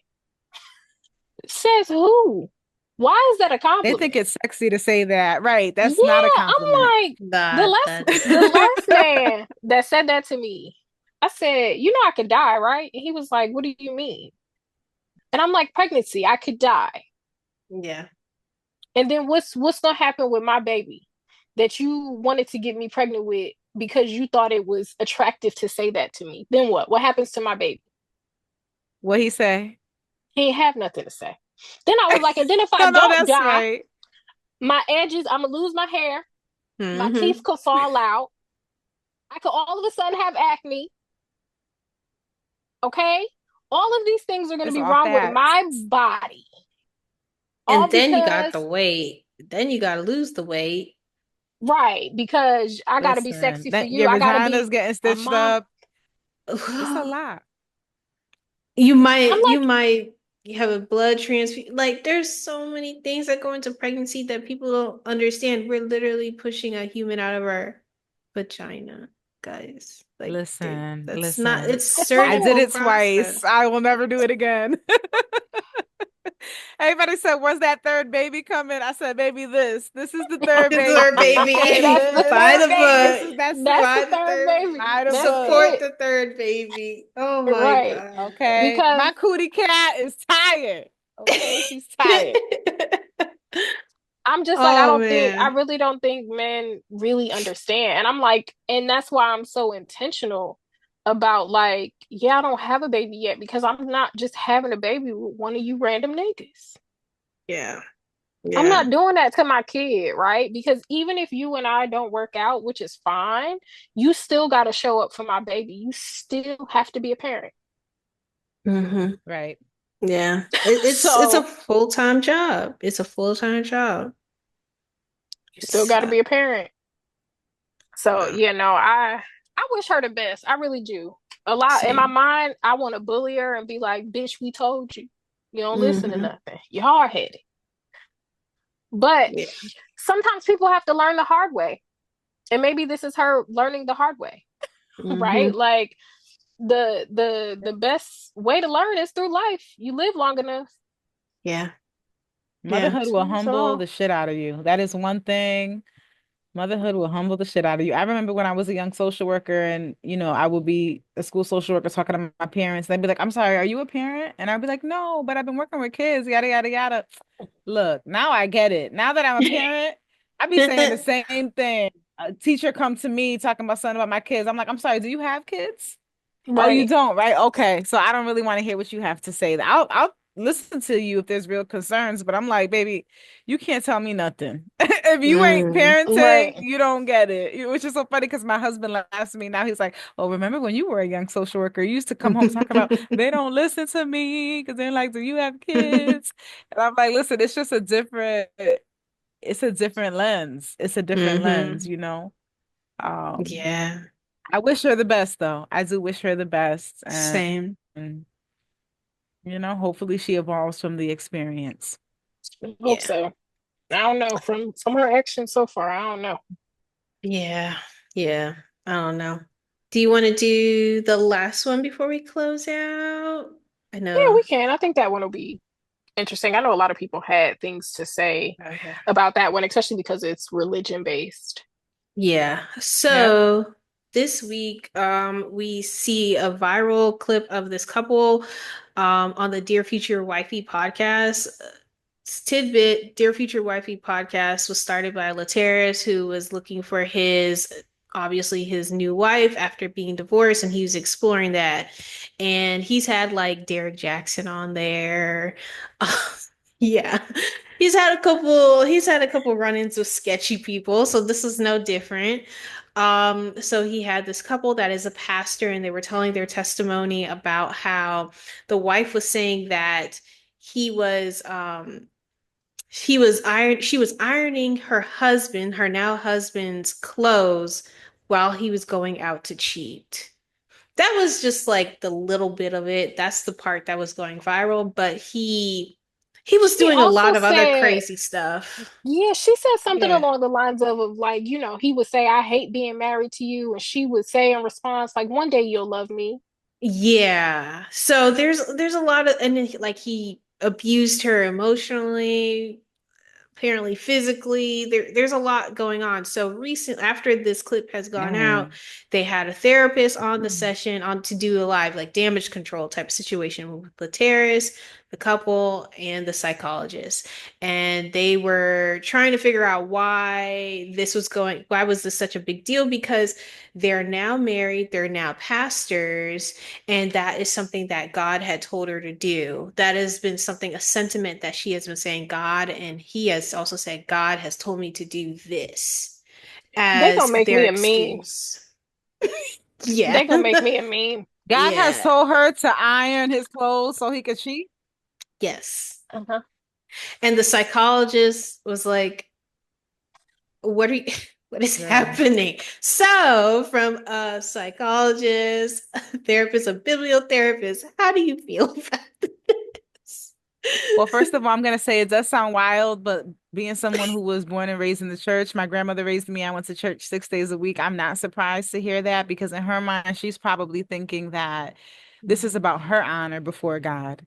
That okay, if he's gonna cheat and be a no good husband, he's accountable to God, but so am I. And so in Mhm. the church, you're taught that, right, a woman is to submit to her husband. And so if that's my husband, I can't control his behavior. All I can do is honor my husband, even if he's abusing me. And this comes up a lot, especially when I counsel Christian couples and it's really sad to have to even say it out loud, but there are women who don't understand that they've been raped by their husbands when they say they said no to sex and he took it anyway. And I'm like, that's rape. Mm. And they're like, no, that's not. That's my husband. That's, the word of God says, that if he wants it, I'm supposed to give it up. I said, baby, this is your body.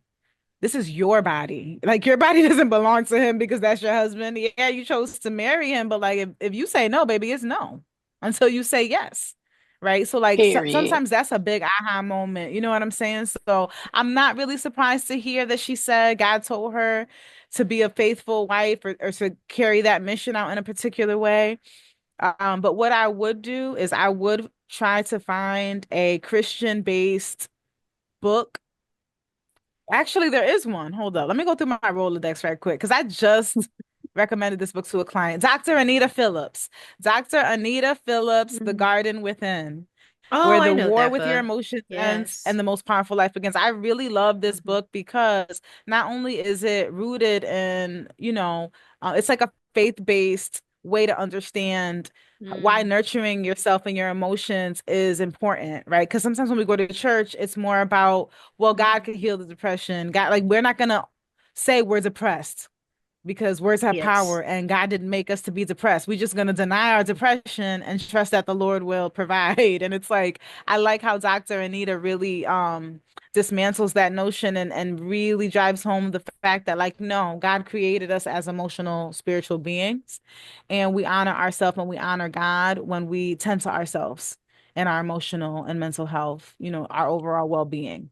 That's actually how we honor God. And I feel like this would be a good book for her because clearly she has made it her identity to be this good Christian wife, which has now enabled Yeah. her to tolerate abuse and to like rationalize that as part of the call on her life as a Mm. wife. And that's a really harmful, dangerous, toxic belief for her to have. So I'm going to have to really help her to deconstruct that belief, but do it in a way that's still rooted in Christian theology, because we know when people are that rigid around what it means to be good or bad, Mm. black and white thinking, I need to find an entry point with her that's going to allow her to be vulnerable with me, not feel like I'm attacking her faith or her belief in what a good wife is, but also give us some juicy language to really like deconstruct and examine some of the harmful beliefs that she's internalized.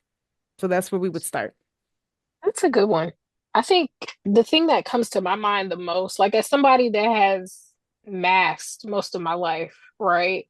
I think even in masking from the point of like a neurodivergent person, I've always felt like something was off, right? Like it was almost Yeah. like I was watching myself live my life in a way.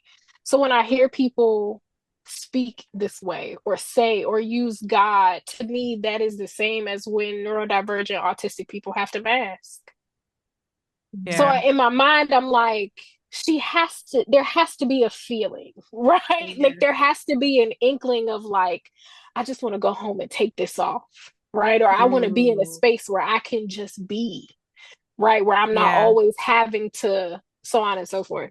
I think if I That's a had really to, important point that you're making though, because she's a pastor's wife and that's such a high visibility position. Yeah. So she doesn't have a choice but to mask. But I didn't mean And to cut right, you off. You were gonna say oh, you go ahead. would. if I had to prescribe a book for her, it's a collection of short stories called All the Men in Lagos Are Mad. And it's Mm. all of these different dating Yes. perspectives, Yeah, right? that's a And good there's one. one that is a pastor's wife, the first lady of a church, and she's like, Mhm. they claim my husband did blah blah blah blah blah, and we're going through her like being a first lady and denying it, and God would Mm. never, whatever, whatever, and it's of the devil for her to be talking this way about my husband until the girl that her husband was cheating on her with said a particular thing, and she was like, oh, that was my husband because he say that to me too. Yeah. Similar to You Secret know? Lives of Church Ladies too. Like that Peach Yes, Cobbler one. Yeah. yes, Ooh. Yeah. that would be Yeah. a good one too. That Make was a make good sure that one. y'all write this book prescription in the comments to let the Book ladies prescription, we know. gotta do Absolutely, that. Yes, yes, yeah. yes. Because I think seeing it, I think the good thing. or there are a lot of good things about bibliotherapy, but I think the thing that Mhm. stands out to me is sometimes we need a different perspective, Yeah. right? And you don't always, like, you can't always see the vision when you are in certain areas in your life or when you're going through certain things, but you can see it in a book, Mhm. Yeah. right? Right. And to have a There's therapist nobody there to kind there of judging guide us you. when we're reading. Yeah. Exactly. There's so Yeah. many things that I've read where I was like, oh, I get it now. Like, oh, Hmm. I get it. I get it.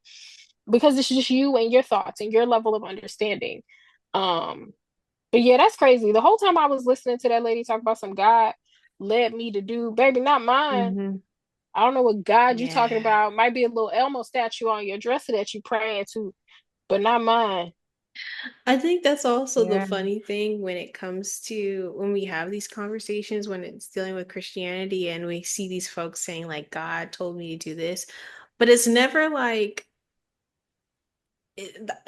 deciphering like is this God or is this the devil? Like it's never that. Right. It's always automatically, Ooh.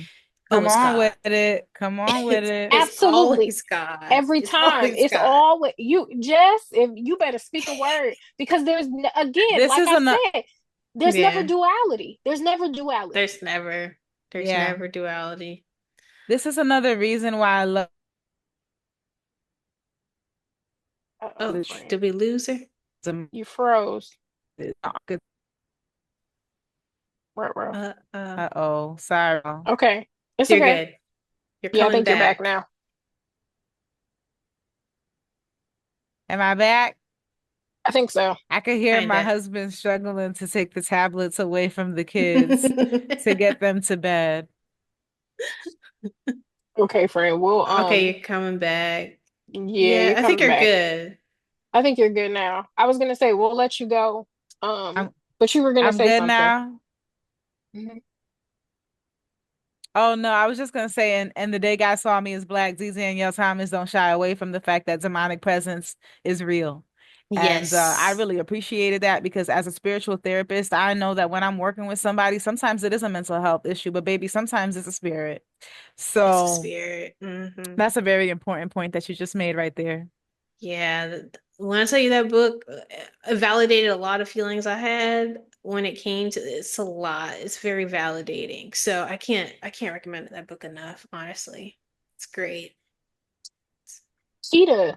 Kita is in both Yeah. our book clubs. She's reading it right now. Did she? I think she did say that. Yes. Yeah, yeah, yeah. Mm-hmm. Yeah, yeah, it's a good one. I enjoyed it a lot. It's like very validating with decolonization. There's things that I'm like still like not from her book per se, but like when you follow people on TikTok, like there's this decolonizing pastor that comes up on my feed, and he'll like break down harmful theo I can't even Theologian. talk. There you go. Theologian. So I got Theologian. you, friend. I got your back. I got your friend. Yes, he breaks it down. And some of his stuff is like, okay, I see it. But hers was very like solid, very like cemented in my brain. And I'm like, you know what? You got something there, man. Like it's It really great. clicks. Yeah, yeah, yeah. It clicks. Yeah. Yeah. This was a very great I conversation. can't even believe we've been Yes. talking for 2 hours. I It didn't know. feel like two It hours. It didn't feel like did. that at It all. I did. We just could looked at the probably keep time like, going. right. I just looked at the clock like, oh, my friend got to go get her babies in the bed. Yeah. Um, Thank you for joining us, Emily. You know I love you. You are I love you too. one of the kindest people I know, highly intelligent, a phenomenal friend, sister, mom, wife. You do all of the things very, very well. I am so, so proud of you. Like I tell you that often, but I am so, so proud of you. Everybody, please go get Bibliotherapy Yes. in the Bronx. It is a must read for anybody that is a reader, an avid reader. You probably, like we said, you probably have been taking part in bibliotherapy your whole life and just didn't Don't know. know. Mm-hmm. Um, all of our social media links and things will be in the description box, and we will see y'all next week. Bye, guys. And Thank you, lady. you're welcome.